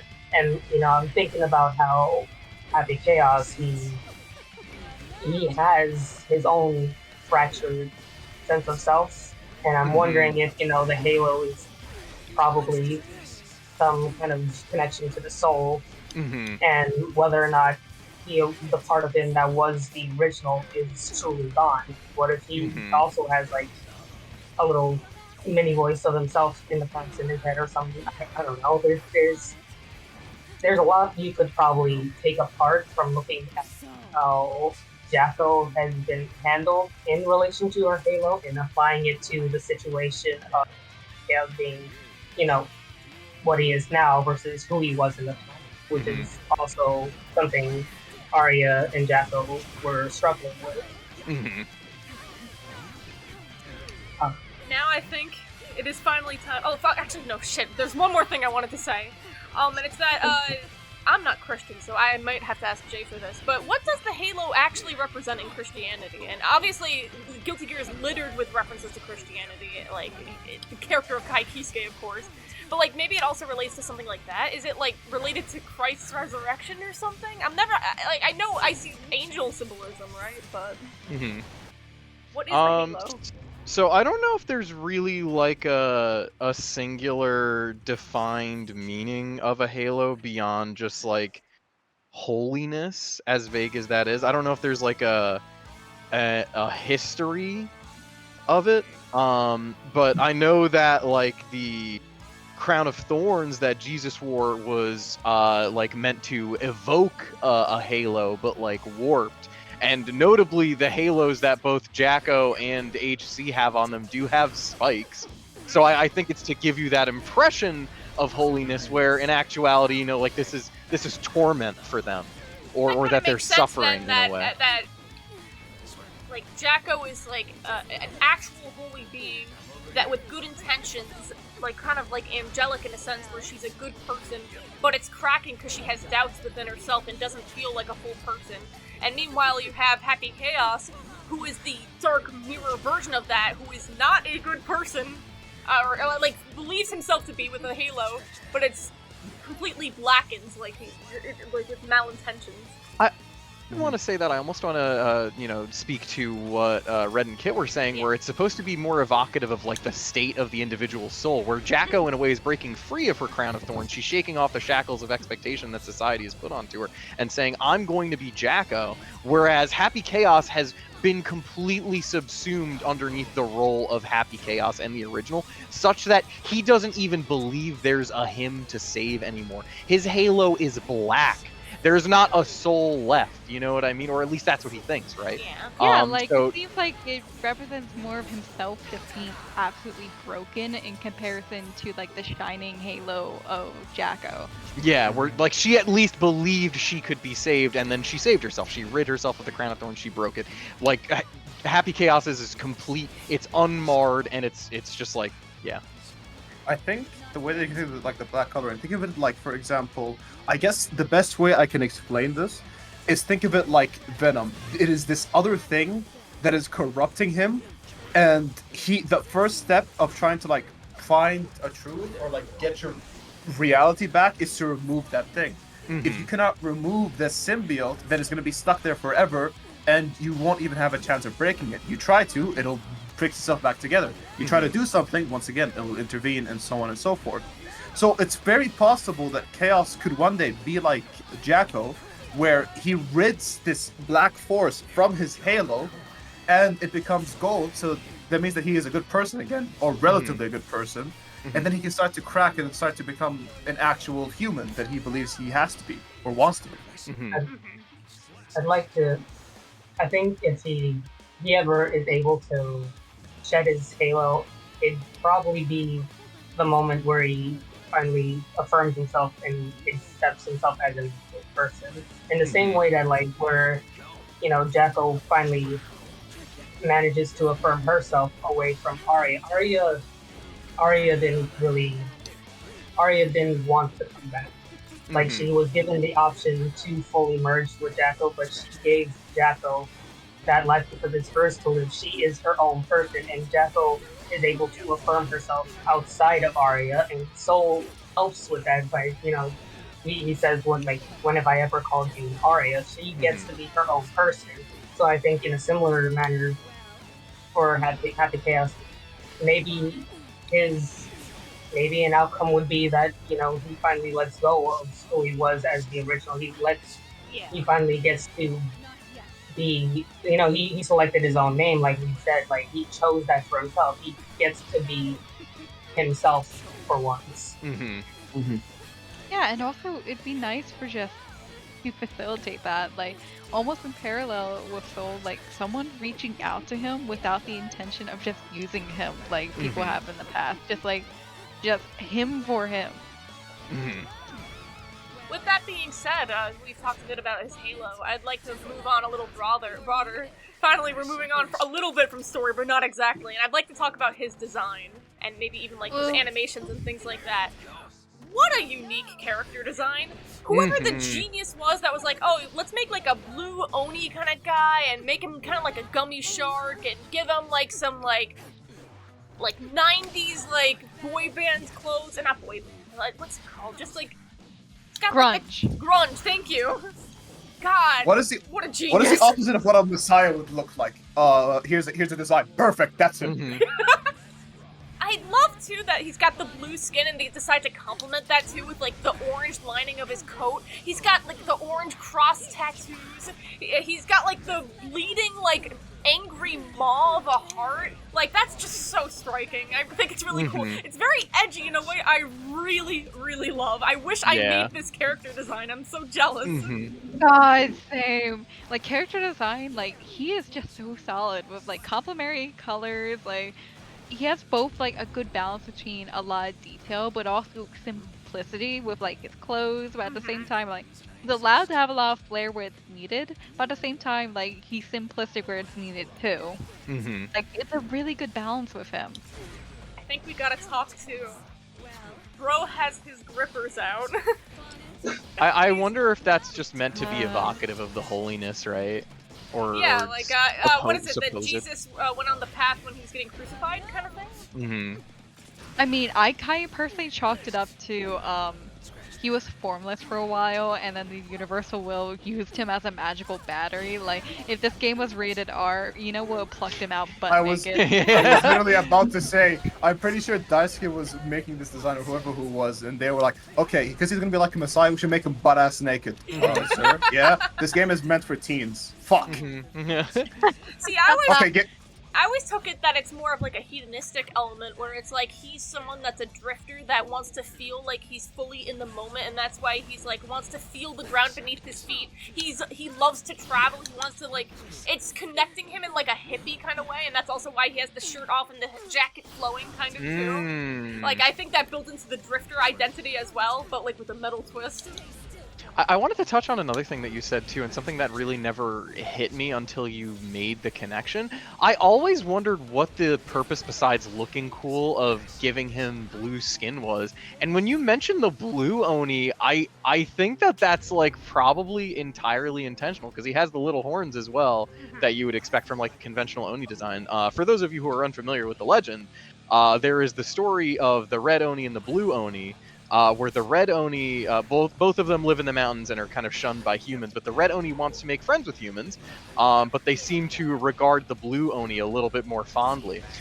So to achieve the red Oni's wish of becoming friends with people, the blue Oni runs into town and rampages, and then the red Oni is able to subdue him, making him a hero to the people, so that way the red Oni gets to have a friendship with humanity, but at the cost of his friend, the blue Oni. And I think that that's like literally just exactly what Happy Chaos or what he would perceive himself to be on a fundamental level, right? He calls himself Ino's sacrifice. In order for her to have a relationship with humanity, with herself, he sacrifices himself so that people can regard her more fondly. And the same can be said for every other character in the franchise. We've already spoken a lot about how the things that he did, intentionally or non, resulted in a lot of people making progress in their character arcs. And I feel like in calling himself the blue Oni, he's like, oh, my role has already been decided for me in this story. I am the sacrifice. I'm not allowed to have happiness, but I can give it to others because that's what's been decided for me. They're my reasons for existing. I am not my own. That's kind of fun. Yeah, you fucking nailed it. Yeah, it makes like the red Oni in that situation. Exactly, and she wears red, so I wonder if all of it was intentional. I'm also gonna say this while I can. Red. Okay, I think this also perfectly summarizes his starting story between him and Asuka, because we don't know what Asuka used to look like back then when we do, but Asuka right now, he rocks that mostly red, like red and white kimono, so it could possibly also be him as a representation of the fact that Chaos sacrificed his humanity, his existence, and his sanity so that he could protect the world and let Asuka be the next, like, prodigy. Like, at the very beginning. Yeah. That's gonna make it interesting that Asuka proper is both story is now rocking a blue teal, and his clone, his like successor, is now rocking the red. Interesting too then that Ariel's completely forgoes all of the Eastern mythology with the blue and red Oni then, and instead garbs herself fully in priest-like robes with the gold as well, bringing to mind like class structure and things like that. And it kind of like reads to me like Happy Chaos just does not give a shit about like religious orders and that form of God, but rather like what directly controls him in a sense. I feel like considering he's literally lived like a majority of his life as being Jesus Christ 2.0, I would think any normal person would get really burnt out. Also, I just remembered, I have to talk about this design element. The most crucial thing of Happy Chaos, if you take nothing else from this video, you need to take this. What does the birthmark on his butt look like? It'd be funny if it's just also a cross. Oh God. Well, this is I was about to make a comment that is like, speaking of his design, whoever made the color 10 Chaos needs a fucking raise. That is one of the best. That is one of the best. But okay, since we're on that topic, I hope he has that same tattoo that he has on his chest on his butt. Thank you, Happy Chaos, for telling us that he has the birthmark. I'm going to say fuck it is shaped like Ireland.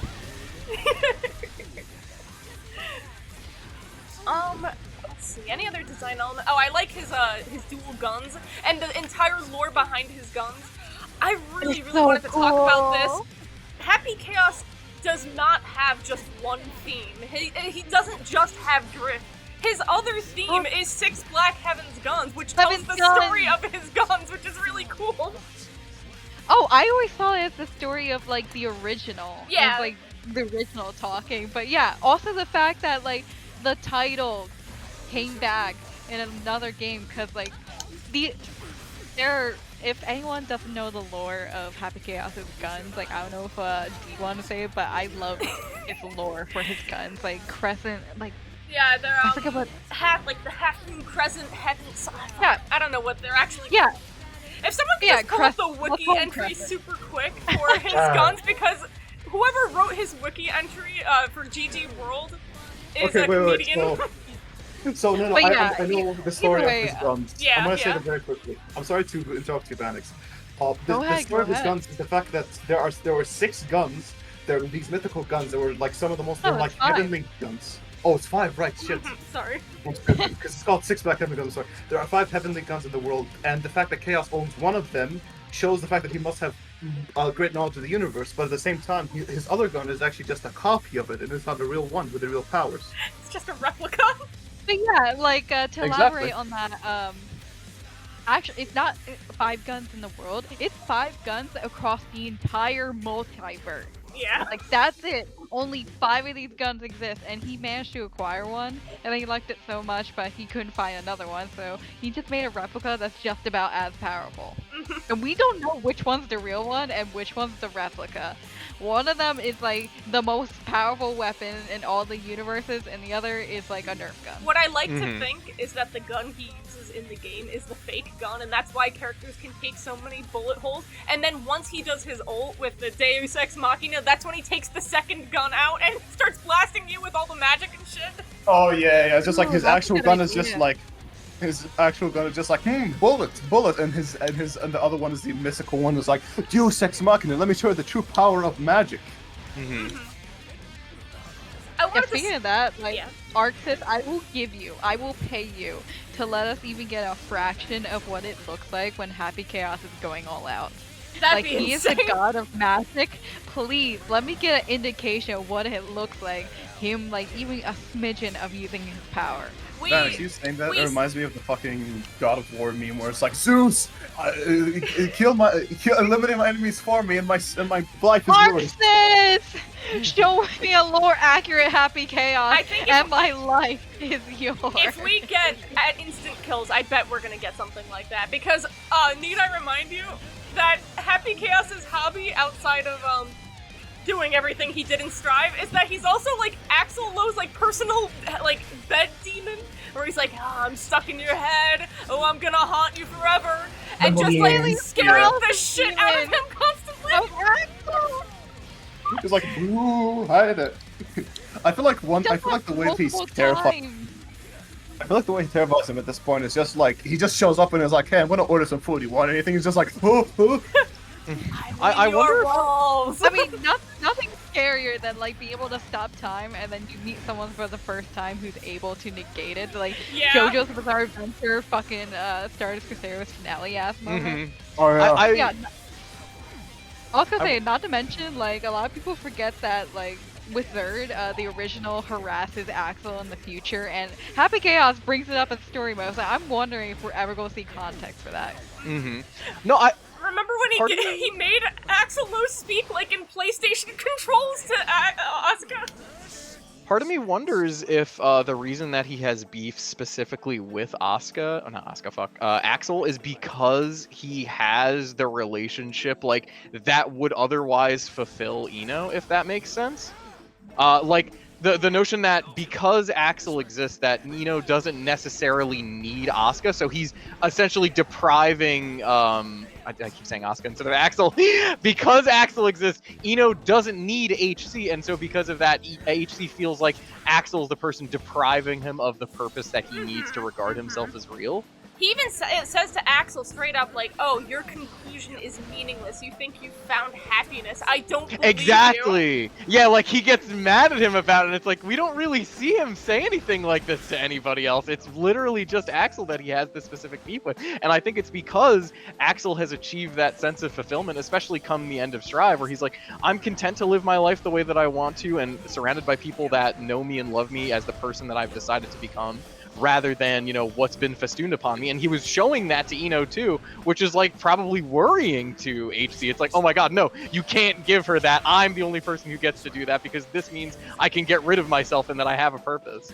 It kind of goes back Well, to that it's so funny jealousy to we me were because, talking like- about before too, where it's like Happy Chaos wants to be the only one that gives people this purpose because he feels alone and he kind of wants to have a friend to talk to, so he goes to bug Axel about this as well, and he also wants to keep Ino around. I think what's funny is the fact that like real. in Exard, here's the thing, in Exard, like the entire point of Axel was like he was having existential crisis. Like, should I use my powers because like so many bad things could happen? And then 2 weeks later, And it's like at the end of the story, he's like, okay, I will accept all of these things. And like fucking 2 weeks, canonically 2 weeks later, Happy Chaos shows up and is like, yeah, your powers don't fucking matter, man, because I exist. And he's like, what the fuck? Mm-hmm. So yeah. I mean, yeah, that's gotta be a shock of your life, like being told you're the most powerful man in the world, a threat, even Soul Bad Guy being afraid of you, and then this blue motherfucker shows up and goes like, hi. Mm-hmm. Hey, listen, I know people say that you're the most powerful, but like, they just say that, they don't actually know that, so you know. He's like looking at his polished black nails. Like, yeah, I don't really think you are what you say you are. Come on, I mean, look at me. You're only the strongest because I hadn't shown up yet. He like takes the tone from Asuka, pauses the story, goes to Axel. He's like, hey, listen, man, I know you think you're the strongest, but like, he just slams a book. You see this? I wrote this. Yeah, you think you're the most powerful, bitch? Can you write this? He wrote the walkthrough for real life. Oh my god, I can't believe we haven't even talked about yet the fact that the inventor of magic, the, like, sole creator of magic in the universe, how does he fight in the game? Oh yeah, he takes out a gun and shoots you. That's the smartest thing! He's a genius, and this is what he has determined is the smartest thing to do in a fight. To be fair, that's him making it even. Yeah. Like, even fight. Like, otherwise, like, I've seen memes about it, like, he could probably just end any fight using magic with a single snap of his fingers. Almost certainly. He did to that apartment building. Like, He literally could. You not you definitely remember what he did to those fucking building of people. Oh, yeah, exactly! And then we got the cool Quicksilver scene. He just has that on demand constantly and elects to not use his power because he's there for the drama, right? Yeah. Because he has no attachment to things beyond just mindless entertainment. Yeah, or, like, I think, more underlying that he wants someone to show him that he matters. Also, even in story mode, he straight up, like, either, I forget if he tells the Curia or Daryl, but he straight up says, like, if I go outside this room right now and stop fucking around, I will just kill Soul Bad Guy and the story, and it won't be fun. I think Yeah, what's hilarious. legitimately, at any time during Strive story mode, could just walked out of that room, popped one in Soul, and then just end the story. Eno wins. But that's not as fun. But what's hilarious is the fact that like Daryl took his gun and like the first time he went there, and Daryl like must have thought, oh, I must be some tough shit. Oh, I stole this guy's gun, and then like 10 minutes later, he's probably in the bathroom pissing himself because like, oh god, why did I do that? Yeah, Why did I not do to this? mention, like, 10 minutes later, he learned, like, oh, I wasn't a threat to him. He's fucking immortal. He learns after putting a gun at him that he's immortal, so he could have just gotten his head popped and, like, mildly inconvenienced Chaos at best. So maybe, what has it even been like? Has it been like an hour, 2 hours? Is it now that we finally talk about gameplay in the fighting game? Yes. Maybe. Yeah. So, Happy I Chaos. think Happy Chaos should win Evo again this year. Well, For the bit. 3 for 3! I saw that Okay. Luke is going to Evo, who's an extremely good Happy Chaos online player, and I saw Tempest be like, guys, if Luke decides to go to Evo, he's going to win with Happy Chaos, just watch out. So, you know, Happy Chaos 3 for 3, I can expect it coming. Yep. 3 So, for 3! the viewers at home who have never fought a Happy Chaos, first of all, go into tower right now and experience that. Second of all, this is what happens against Chaos. Now, he is a very interesting character, but here's his gameplay. He will backdash, shoot you a couple of times, do some ragdolls, do some throwing curse balls, charge up his resources again, like just for a second, shoot you again, and then repeat the same cycle until you lose. Happy Chaos is so interesting because the entire premise of his character is that he's a stance character that switches into a gun stance, and he doesn't have heavy normals, he just has a gunshot, and you can manipulate the gunshot to, with different things, like you got concentration, you got focus, many different meters, you have to keep bullets to reload, but it doesn't matter. When you get the cursor on someone and you have a bullet, you hit the H button, and they will get a hit. And that completely breaks the balance of a game when you can say, I can hit you, and there's just nothing you can do about it on any part of the screen. Also, with roll, it becomes an unreactable 50-50 mix-up where he can just he can cancel out of his specials into, like, gunshot. It completely neutralizes characters that are in the air, because Strive's thing is that hits will push you up in the air, and when you're in the air you can't act. So characters like Eno just get completely fucked by Happy Chaos, where if you get one hit, you're in the air call flying. that fair and balanced gameplay. These are fair and balanced gameplay decisions. We respect Contino's decisions in this house. We like mid-tier, high mid-tier Happy Chaos. High mid-tier. Balanced Trying to character. buffer it out a little bit. And if that wasn't enough, he also has a wide array of really, really good normals. He's got 2K, which is a low, and it's low profiles. He's got his J2K, which is a Goomba Stomp, which I think is kind of really funny to look at. It's a Goomba. He's got Scapegoat, which is he makes a clone and can take a hit, meaning that you really can't touch him. He's got Curse Ball, which you can just backdash, and then every shot of his will hit you, and there's nothing you can do. Oh yeah, he's got I think the best backdash in the game. Like I hear people complain about that nonstop. Yep, it's his Like- backdash and Bridget's that everyone's like, God damn it. Imagine, basically, to the Exiled players, imagine Dizzy if she was a top tier. And not only that, they've tried to fix him 3 different times, and every time it created a different situation where he was top tier. When he first came out, Romola discovered you could guard crush loop his gunshots and keep you stuck in the corner, so that you have to, what was it, like a minute 45 seconds worth of block stun that you just have to take and there's nothing you can do. And then they're like, okay guys, we can't take that, let's fix it. So then they made him a mix-up king with roll, and there's just nothing you can do when he gets in close on you. And he could also long-range you with curse. It's just, it's so wonderful. It's so fun to play into. I think it's so fucking beautiful how like equal his gameplay got, but at the same time, like, this is rich coming from me, being a bitch who can hardly play this game at this moment. Trying my best. No, you're all good. Neither can I. Yeah, it's really interesting to me because, oh my god, I just did the ADHD thing where I forgot what my point was. Shit! Oh, right! Oh, same bestie. No! I You lost forgot it again? my point. ADHD is coming in hard. Like, It Chaos is happens. cursing me right now. You may struggle to play the game, but... Oh, cool! You just reminded me. Fun fact: at school, there are many times where I just sit down and I do absolutely nothing and stare at the void. And my friends call this me.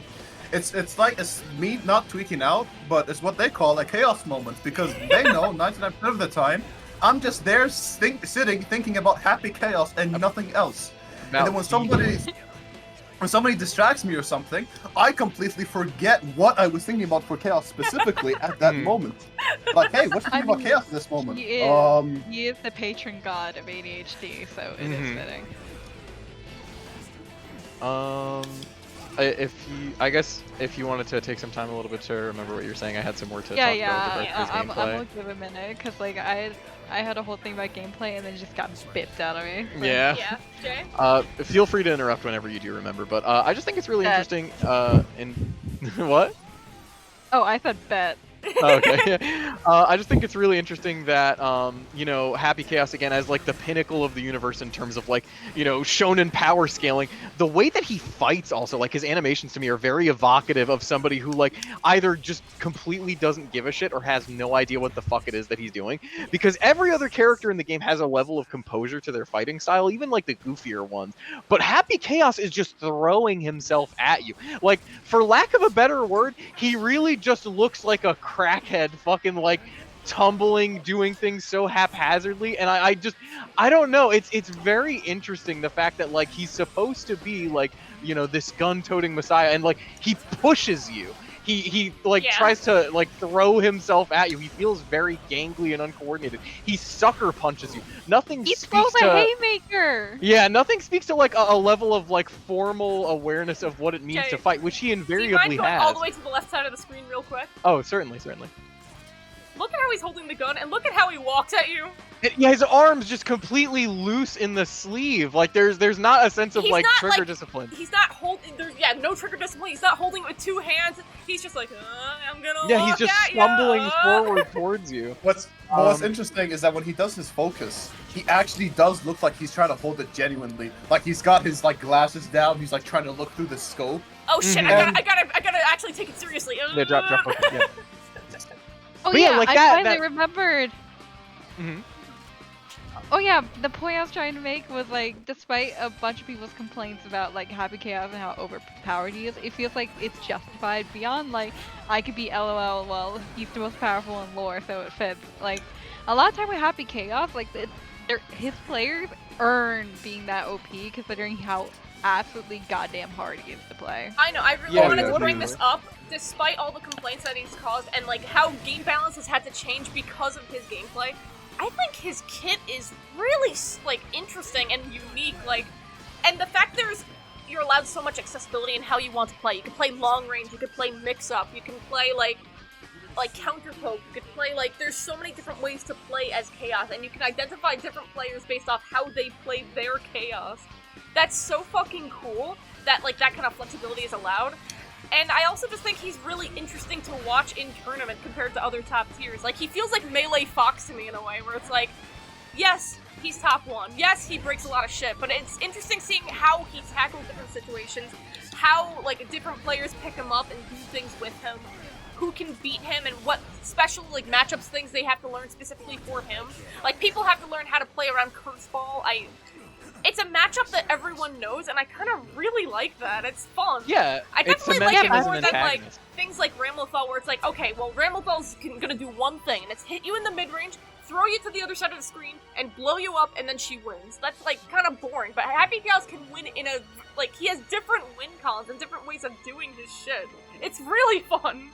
Mm-hmm. Yeah, like, it's so fucking interesting. Like, I hate when people say, like, oh, the Happy Chaos match is so boring to watch, because, like, I never see a Happy Chaos player, like, play the same. Like, I have a friend who's been teaching me how to actually play this goddamn game named Darren, and he's, like, a Celestial level player, and watching his gameplay is, like, so...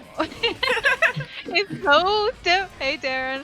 It's so different than watching, like, say, like, Leffen, or Tiger Pop, or Jack, like... They all have different ways of playing this fucker. Like, some like lean more on it, like guard crushing or like rushing right in. Yeah. Some are more defensive. Like, it's so interesting that once you get like the combos down with him and like you just get it, you can choose like what you're more stronger about and like how you want to play him, and like that makes this match is really interesting for me. And I hate looking at chat going like, Happy Chaos match, I snooze. They're mad cause bad. That's what you gotta keep in mind. Mad cause bad. Exactly. Kit, do you actually play Chaos or do you play Asuka? I play both, and I have sacrificed my fingers. For that. I know they changed his control scheme not too long ago, right? To make it easier for Chaos players. Yeah, they made it. They gave him the same cancel system that Asuka have, where you can just like cancel by pressing a direction to go into the next like move. most characters. Before that, you have to do that manually. I played Chaos since he released back how many years ago, and I'm still mad about his reticle changing from the blue stylish one they had to Oh this my god, I plain remember!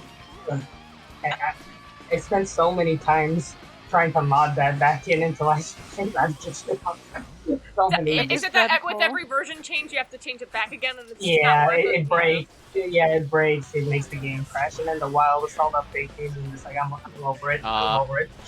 Yeah. Maybe I'll go back to fix it one day, but for now, I'm tired. A beautiful vision just entered my mind that I believe will become a reality this July or November. What if when 3v3 comes out, you get 6 Happy Chaoses on screen? Where is the there's gonna be 6 reticles on screen! Honestly, like a Mario I'd Party be minigame. Fucking Honestly, Mario Party I'd be more- minigame. I'd be more concerned about having 6 positives on the screen and the poor person that their potato mod can't even handle all that. Oh yeah, all the cubes. Something I wanted to talk about his gameplay. The best way to describe how unique it is just looking at all the 1-stars of the game. That being him, Zato, Asuka, and Jacko. Yeah. And the fact that with each of them, they're all very different, but the most unique one, the most versatile, is definitely us. Is definitely Chaos. Because Zato, first of all, if you're playing him, you're a masochist. Hi, that's me. I'm a masochist Jackal. who plays Zato and Testament. At least you have a strong win con. You get like a triple overhead. You do a bunch of damage. Just unfortunately rip Eddie. And then you lose to an Abare because fuck Eddie, and then you just lose. With Jakku, the way you play her, she's very controlling. It's like a mid-screen zoner almost, like Ram if she had projectiles. It feels a lot like that. And with Asuka, it's literally just pray to God that you get what you need, and then make setups with it. With Chaos, what you have to do is you have to look at every situation from every single angle. What resources do you have? What can you do? Can you look over you're against? Can you really what should you do? Can you just reload in front of them, or do they have a DP? Can they the way that you have to situalize yourself compared to the others is very different, and that's what I think makes him unique. Is the fact that these two bars by themselves and the way that his moves are and how unique he is, it's the fact that his versatility comes at the cost of you having to know the characters of this game, how to play against them, how to even play Chaos yourself. Which I think is very interesting to see. I need you guys to give me faith. Do you guys think that if they make a new Guilty Gear game that they'll bring Chaos back into it? Or do you think his gameplay is so toxic that they're gonna be like, oh, everyone hated it so much that we're never doing that again? They brought fucking Elfelt back for Strive, so I have faith, especially with considering how the developers in general like Chaos, especially because Chaos is way more popular in Japan where, it matters than over in the West. Not to mention, if it's such a big issue, then they just give him a big old overhaul, next game, especially if his role in the story was changing. That's all they need to do. Elfelt changed a lot, and she was toxic as shit in there. Yeah. And to be honest, I can't believe I'm saying this. I'd rather fight Exar than Elfelt, not gonna lie. Okay. I played a lot of Arxis games, and they do have a habit, when they have a top tier character in a previous version of the game, they will probably make it. They'll probably make it back, but they'll probably more often than not they come back, but they're really bad now. It's kind of they're paying for their crimes almost. So they kind of expect that if the Chaos makes it into the next Guilty Gear game, if we get another one, he'll. I think the best example is probably Johnny. Be overhauled. Yeah, I think the best example of this is Johnny. From going from Exard, the monster that he was. Relatively both of them were very hard, especially Exard Johnny. But Johnny and Exard was, if you gave him Misfire level 3, you just quit the game because you knew, especially if it's a good one, you were fucking dead. But Johnny now, it's a very hard thing to play against because he's very mid-tier. But the very good Johnny players can definitely win, with his automatic, misfire jump cancel and all those things. But what you need to do to execute them is very high risk, high reward. So it's very possible to do the same with Chaos, where they kind of keep the fundamental gameplay, where it's very cross up and very adaptive and so on. But the fact that they change the way that his gun works and the way that his stances work and so on. Guys, honestly, I think. I have good news. The Happy Chaos nerfs are here. We have replaced his guns with actual Nerf guns. Have fun. I'm just saying, I think Arxis should say fuck it and buff him. He deserves it, honestly. I think we should have a future. Our honest mid-tier, he needs to be buffed, I think. No, you know what they should do? When Leffen decides to retire from this game, they should buff for Chaos. Yeah! I can imagine him getting mad just thinking about it. He's just gone. He's Arxis oh, finally, he's gone. All right, here's all the buffs and nerfs that he ever wanted. Yeah. Oh, I meant to say this right at the start of the episode, but I was originally intending to have Lucy back from the Dizzy episode back on here because she's a high-level Happy Chaos player, and but she's busy at CU Otaku this weekend because that's a major tournament, and this just ended up being around that time. Sorry. But God, there's a lot of Happy Chaoses over there, and good luck. I hope by the time that this gets uploaded, maybe she won that tournament. Kit, I know I want to say Good luck. something. I just want to say this. Everybody who's watching, me and Kit are the only ones who didn't go to see Otaku, like we're available, for the fact that we're not from the US. And Vanix is here because of Kit inviting her. Hi. What? No, I'm I very deeply honored. appreciate it though. Yeah, but I think that's just hilarious that the only people who are available, like from your suggestions, D, Yeah. were people who weren't even from the US who could go to see Otaku. It's sucking I- everybody up. I was asking around a lot, like, oh god, hey, does anyone, please, all the Happy Chaos people, and everyone was either like, yep, sorry, I'm at CEO Otaku, or, nope, sorry, I don't have a microphone. Also, Oh it my doesn't God, help that it's 4th yeah, of July. Yeah.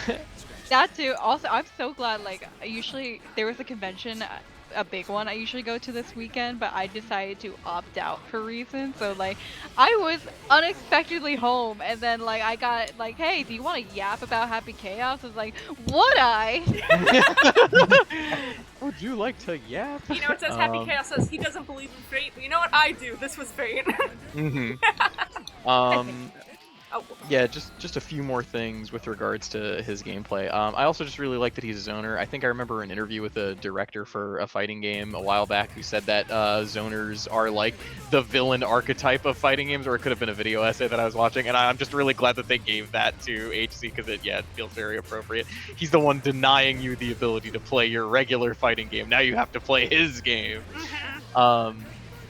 But yeah, just a few more thoughts on his character from me. You brought it up just kind of half jokingly there, but his rejection of the notion of fate, I think, is really interesting because I feel like that's another thing that aligns more fundamentally with Guilty Gear than it stands and defines of it.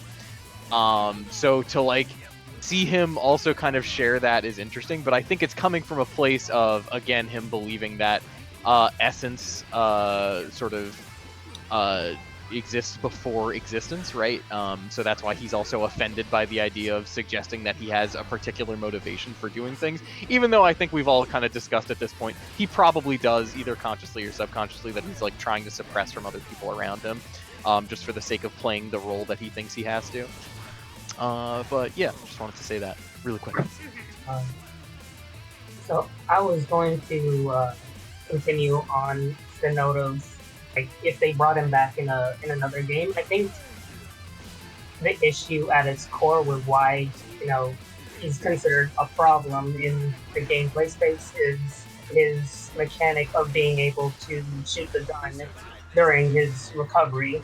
I think if he was to come back in another game, they'll probably get rid of that because I think that is pretty broken. It means Do you that think he should almost only be able to always- shoot when he's in at the ready stance? I don't think it would be limited to that extent, but I'm saying that, like, after any action he does, whether it's like, 5 feet, I think he can always shoot, which means like recovery kind of almost doesn't matter for him. He can always, and I mean, that's kind of broken, I think. It kind of just makes, he can always save himself in some regard, almost always. And that's kind of, I think, the problem with why they can't really, nerf him too much without overhauling him completely or getting rid of that aspect of his gameplay. That's always going to be a factor that keeps him a level above the rest. So if he were to be in the next game, that will be more of an opportunity to rework that whole Yeah, just make him a little bit more design.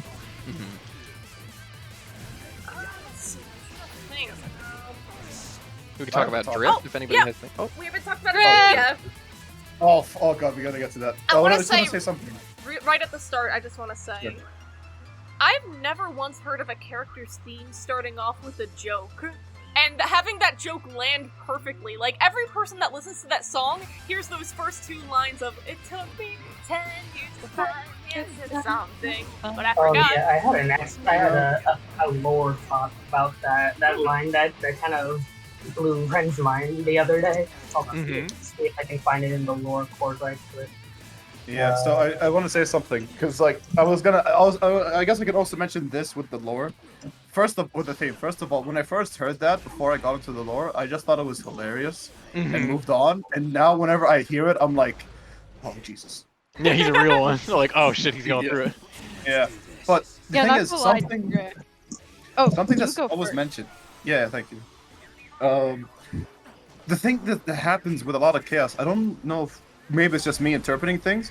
I interpret that as him literally, because it says in his likes that it's like what he's liking currently, which is happens to be his guns, his car, and this like ring lollipop. So I interpret that beginning line as like Chaos is somebody with a short attention span, and that could be literally because his sense of time was gone, because he was in this theoretical white room where he was just like non-existent for so long. So his attention span just like feels like it's gone. Yes, he's done so much in a century, but it's possible to him it feels like a day, maybe a minute, maybe something, making it just went all by that fast. Because of the fact that he was a broken messiah, he doesn't have a concept of time, possibly. So it's possible that this idea of him looking for an answer and then forgetting about him is him finding something that he's interested in, like his guns, for example, or his car, and then immediately forgetting about it because he's like, okay, this has no value anymore to me. I don't care about it. It's like him being sworn to with so many thoughts, like especially those that aren't his, like getting in the way of things. And no wonder he can hardly pay attention to anything. That he might forget why he's doing something or not care about it because now he has to find the next objective because some other voice is pulling him now. It feels like he immediately found, like, he's just someone constantly seeking purpose, so it's like there is no meaning in these like tiny things. Also, I really like how a lot of this theme drift and how Happy Chaos in this extreme nihilist gets interpreted as a drifter, someone that is constantly seeking things, and how that reflects in how the genre of the song switches every verse, where it becomes this jazzy little vaudeville thing, then it becomes this very, very heavy burner, all the while his voice is like, like, yeah, like he's just vibing. A lot of the song is him vibing. And then of course at the end you get that operatic Disney section where he's like, I can perfectly envision him on a stage all alone with a spotlight and the entire stadium is filled up with just clones of himself or maybe that little like rabbit decal and he's just singing there singing. Not standing there singing. In that ending part, I actually imagined him. This is why I imagine him. I imagine him on top of a hill on like a giant field with the things that he looks at, because in the theme I believe that he's talking about the like his purpose is to protect the natural existence of the universe, like the existence of nature, the trees, the grass, all these things, because he found a higher purpose for them. So that ending, I imagine him on like this hill with like this grassy field with these birds chirping. The birds are the ones that are like doing the symphony of that part, doing the singing like an opera almost, where it's like all of this beautiful thing where he's telling to himself, this is like what I strive for, this is what I want. How can somebody not what's it called? Fuck, okay, I'm going insane. How can somebody not look at this and realize that this is what they have to protect? You know, especially looking at his lyrics, it's like, yes, he obviously has a goal, and that is what I believe his goal is. And this ending is like him on a hill looking at all this thing, appreciating the natural beauty of this thing that he's always protected, and only realizing after going insane, which sounds insane, but only after going insane can he really truly appreciate the natural beauty of the world that we live in, this thing that we all exist in unison. There's unisons, there's war and all these things, but in the end it will all lead to this thing, where we all started, which is the thing that he loves so much.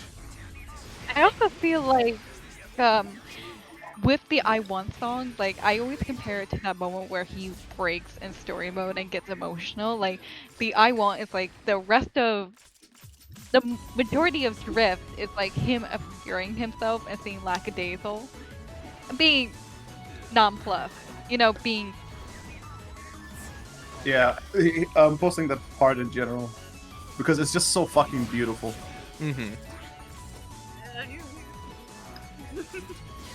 Pulses of the living. I love too that he's all about the ends don't so the ends justify the means no matter what, and yet throughout his entire song he says, I don't want any conclusions. I don't want any conclusions. I need the story to keep going on. I need more things to happen. I need humanity to struggle because that's how they find purpose.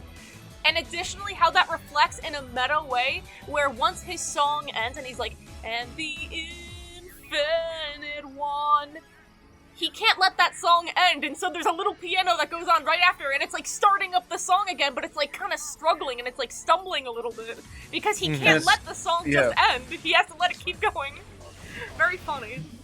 And what's insane about this is that it contradicts his entire character. He believes he needs an ending, that he has to end. But by the end of it, it's like Chaos's theme is probably a future. You can think of the end of it as a future him, of the fact that he realizes possibly that, I don't want this life to end because I have some sort of purpose. I may not know it, but this purpose exists, and I'm here to continue living for that purpose. Maybe I do exist, but not just for the purpose. I have my own thing. I need to continue existing for the purpose of seeing this through, of seeing this end, of seeing this world end and seeing it come back again, because of its true beauty of it all.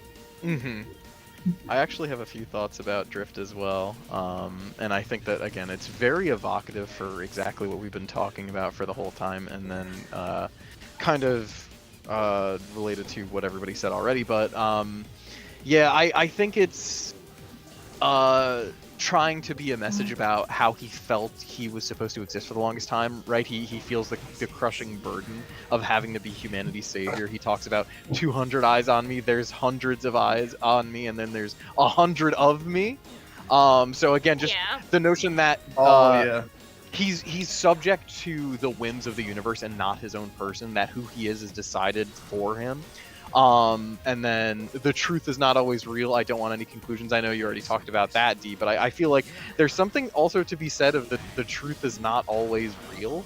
And I find myself of two minds about it, where I'm not sure if he's trying to assert that it's like, you know, what people believe isn't really always the case, that there is some external truth to be found there, or if it's that there can't be a truth, that, you know, what is real is ultimately determined by humanity.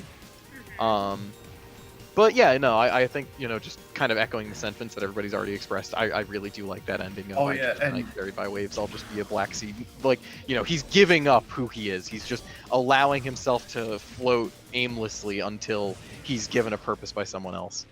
Oh yeah, what I was trying to rant about before my entire block lost power Yeah. was that that part of the song feels like a breaking moment for him, like dropping the mask and just bluntly stating, like being honest for the first time, in that this is what he wants. Like all bullshit aside, all fronts aside, that he genuinely at his core wants a happy future for humanity. Like that's what he wants. And like he doesn't care if like he has to sacrifice himself for it, and like it's both tragic and like beautiful in a sense, the way it's being portrayed. And yeah, you touched upon it. I love looking back on the line of 200 eyes on me and there's 100 of me. At first, I understand what that meant when I was just first getting into Guilty Gear, but now I'm like, oh my god, that line is so good because it's about perception of him. Yes. Additionally, I think it also just plays around with the fact that he plays with how other people look and how, like, they're perceived. Like with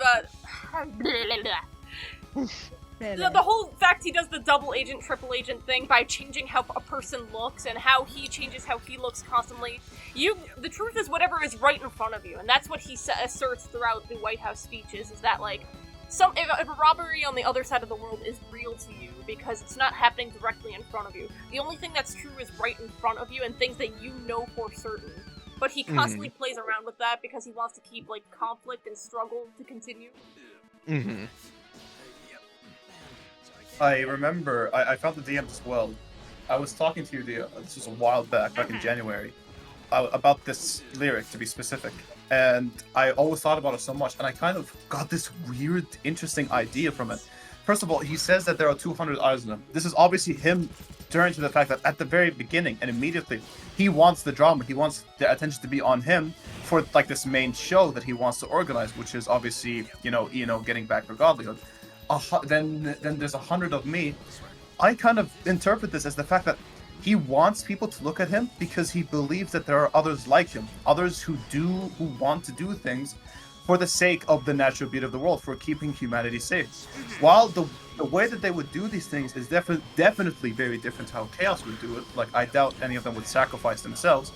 The fact that he knows that people like him exist is enough for him to want to get enough attention on the fact that he exists, so that can be a catalyst for others to exist after him, or after maybe a legacy ends or he finds his ending, let's say, for other people to show up and realize that there are good and bad things that you have to do for humanity to make sure that it's kept safe. Because Chaos doesn't fucking believe in good and evil. He doesn't give a shit.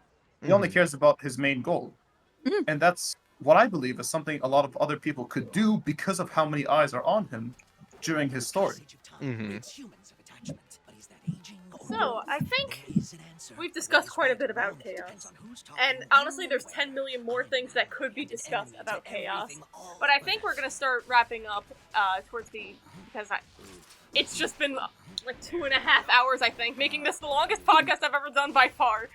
I feel like we say that like every other podcast. No, but literally, this is! I think the before it was Asuka, which is very fitting, which was like 2 hours and 20 minutes. Yeah. But I wanted to ask you guys, before we close out, what is it that you love about Happy Chaos, like, personally? What makes him, like, your number one favorite character? And we can, like, go in order, I guess. Kit, what do you think? What is it for you? Kit? Sorry. Perished. Where do I start? I think. How about we all keep... I'm sorry to interrupt you, Kid. How about we all keep it to 3 main points, which is very hard for all of us, I know, but for the sake of ending this podcast, let's keep it to, like, 3 main points. No yapping too much. Well, let's see. Number 1, story. I think I was intrigued since,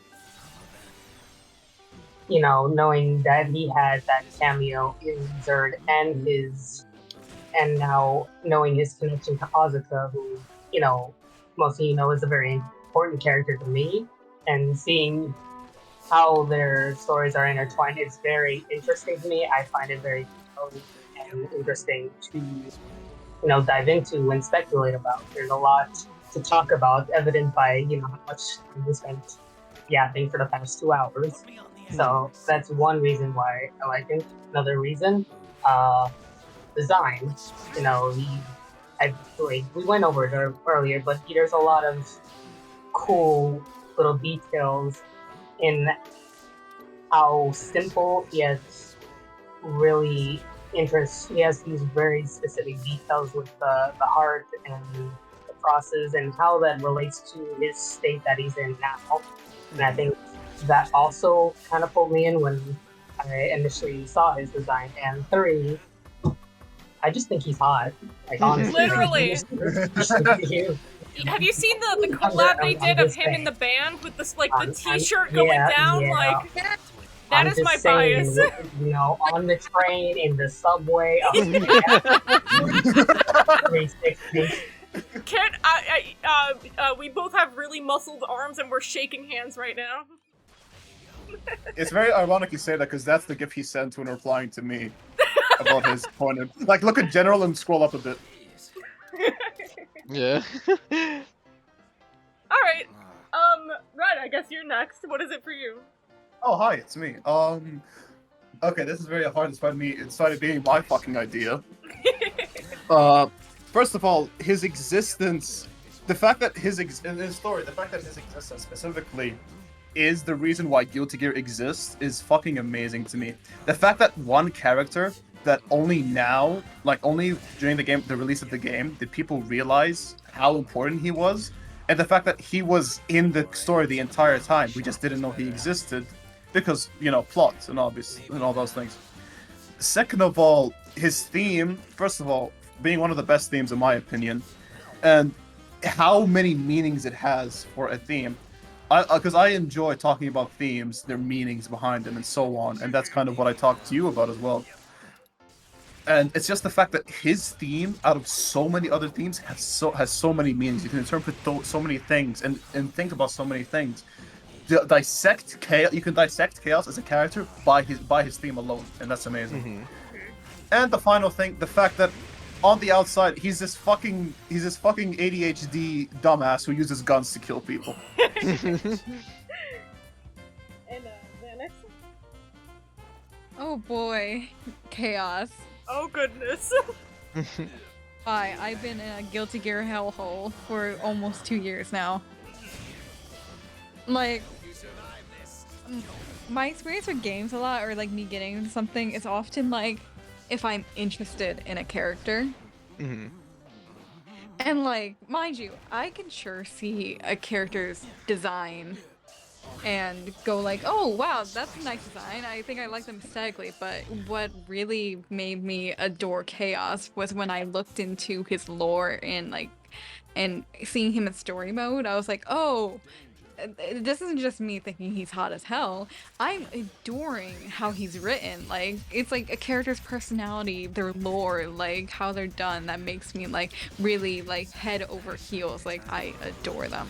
Mm-hmm. Like, he actually has, like, yeah, it's fun to look at him as like, oh, look at this ADHD guy, haha, Guilty Gear Joker, but like, it's the thing we just ranted about for 2 hours. Yeah. His lore And a half.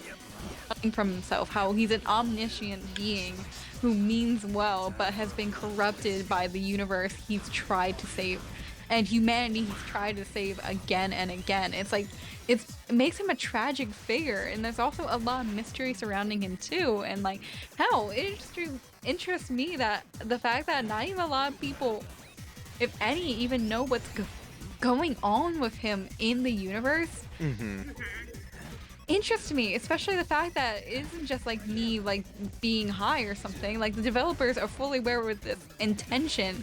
Like, looking at the biking lines, which I really hope get put back in, it just plainly spelled out everything I thought Arxis was cooking and everything I saw from Chaos. It always feels really good when the author, when something you believe about a story or interpretations you hold gets reflected back through the author. Like, it makes me feel like, oh, I was listening to your words, Mr. Daisuke. Like, I was, and I'm glad that I was able to pick up the story that you put down. It makes me happy as a reader. Glad that like he's not being portrayed as a shallow villain character to take the heat off of Asuka, because like a lot of people kept slandering him, saying like, oh, he's just like a character they so that man the villain anymore, blah blah blah blah blah. But like, he's just so much more than that, and I adore his character design, his personality, like his theme. Like, there so many aspects of him I adore. Like, yeah, he's hot as hell, I say asexually, but like the thing that makes me absolutely devoted to a character is what is done with their character, their story, their lore. Like, how also, like, Robbie Damon does a fucking fantastic job voicing Chaos. Like, kind of despised the guy for a while because I really hated Akechi in Persona 5, so I didn't want to. Yeah, he does use the same Akechi voice here. Yeah, but like, it's like a gruffer version. It's like this manic energy of Chaos, and like, it's just beautiful. And also props to the Japanese voice actor, who also did it very good.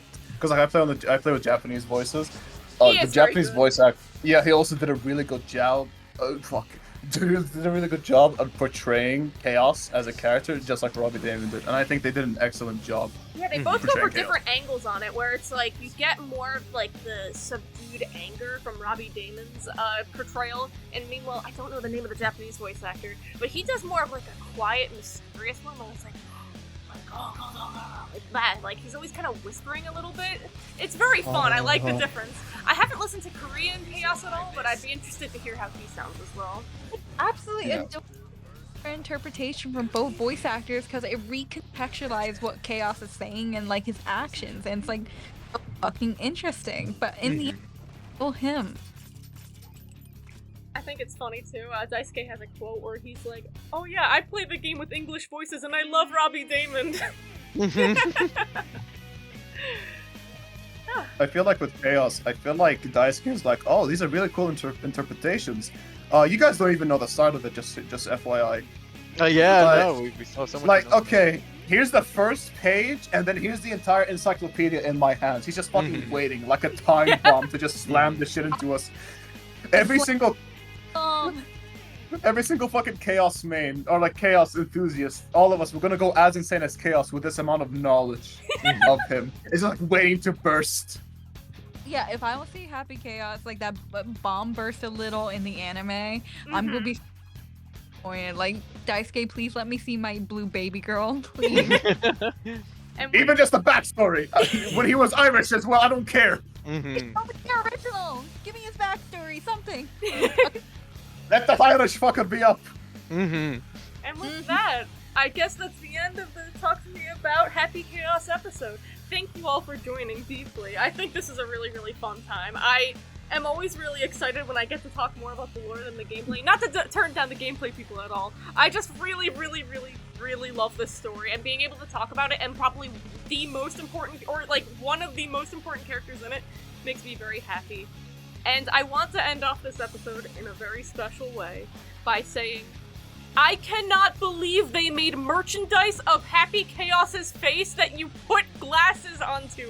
What were they fucking cooking? What were they thinking? Obviously, they were cooking the glasses that they're only selling in the US but not in Japan. But they're selling the stand in Japan and not the US. Oh my god, we have to come together. We have to join forces. You can buy the sweater, you can buy the face, and you can buy the glasses. We are halfway to chaos. We just need the pants, the guns, and socks, I guess. Actually, wait, I got the guns. I can 3D print them. I have like a bunch We are of them, almost there to building the full chaos. Wow. It's just like a bunch of different people as one, just fucking like Transformers. Yeah.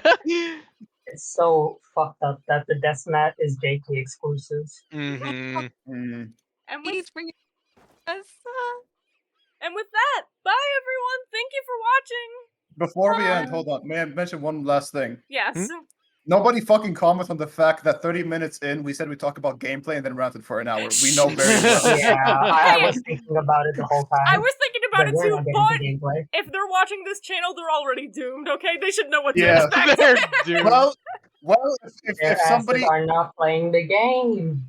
well, if somebody deletes a comment because of what I said, then that's a victory in my eyes. Bye! Bye, everybody. Bye bye. Bye-bye.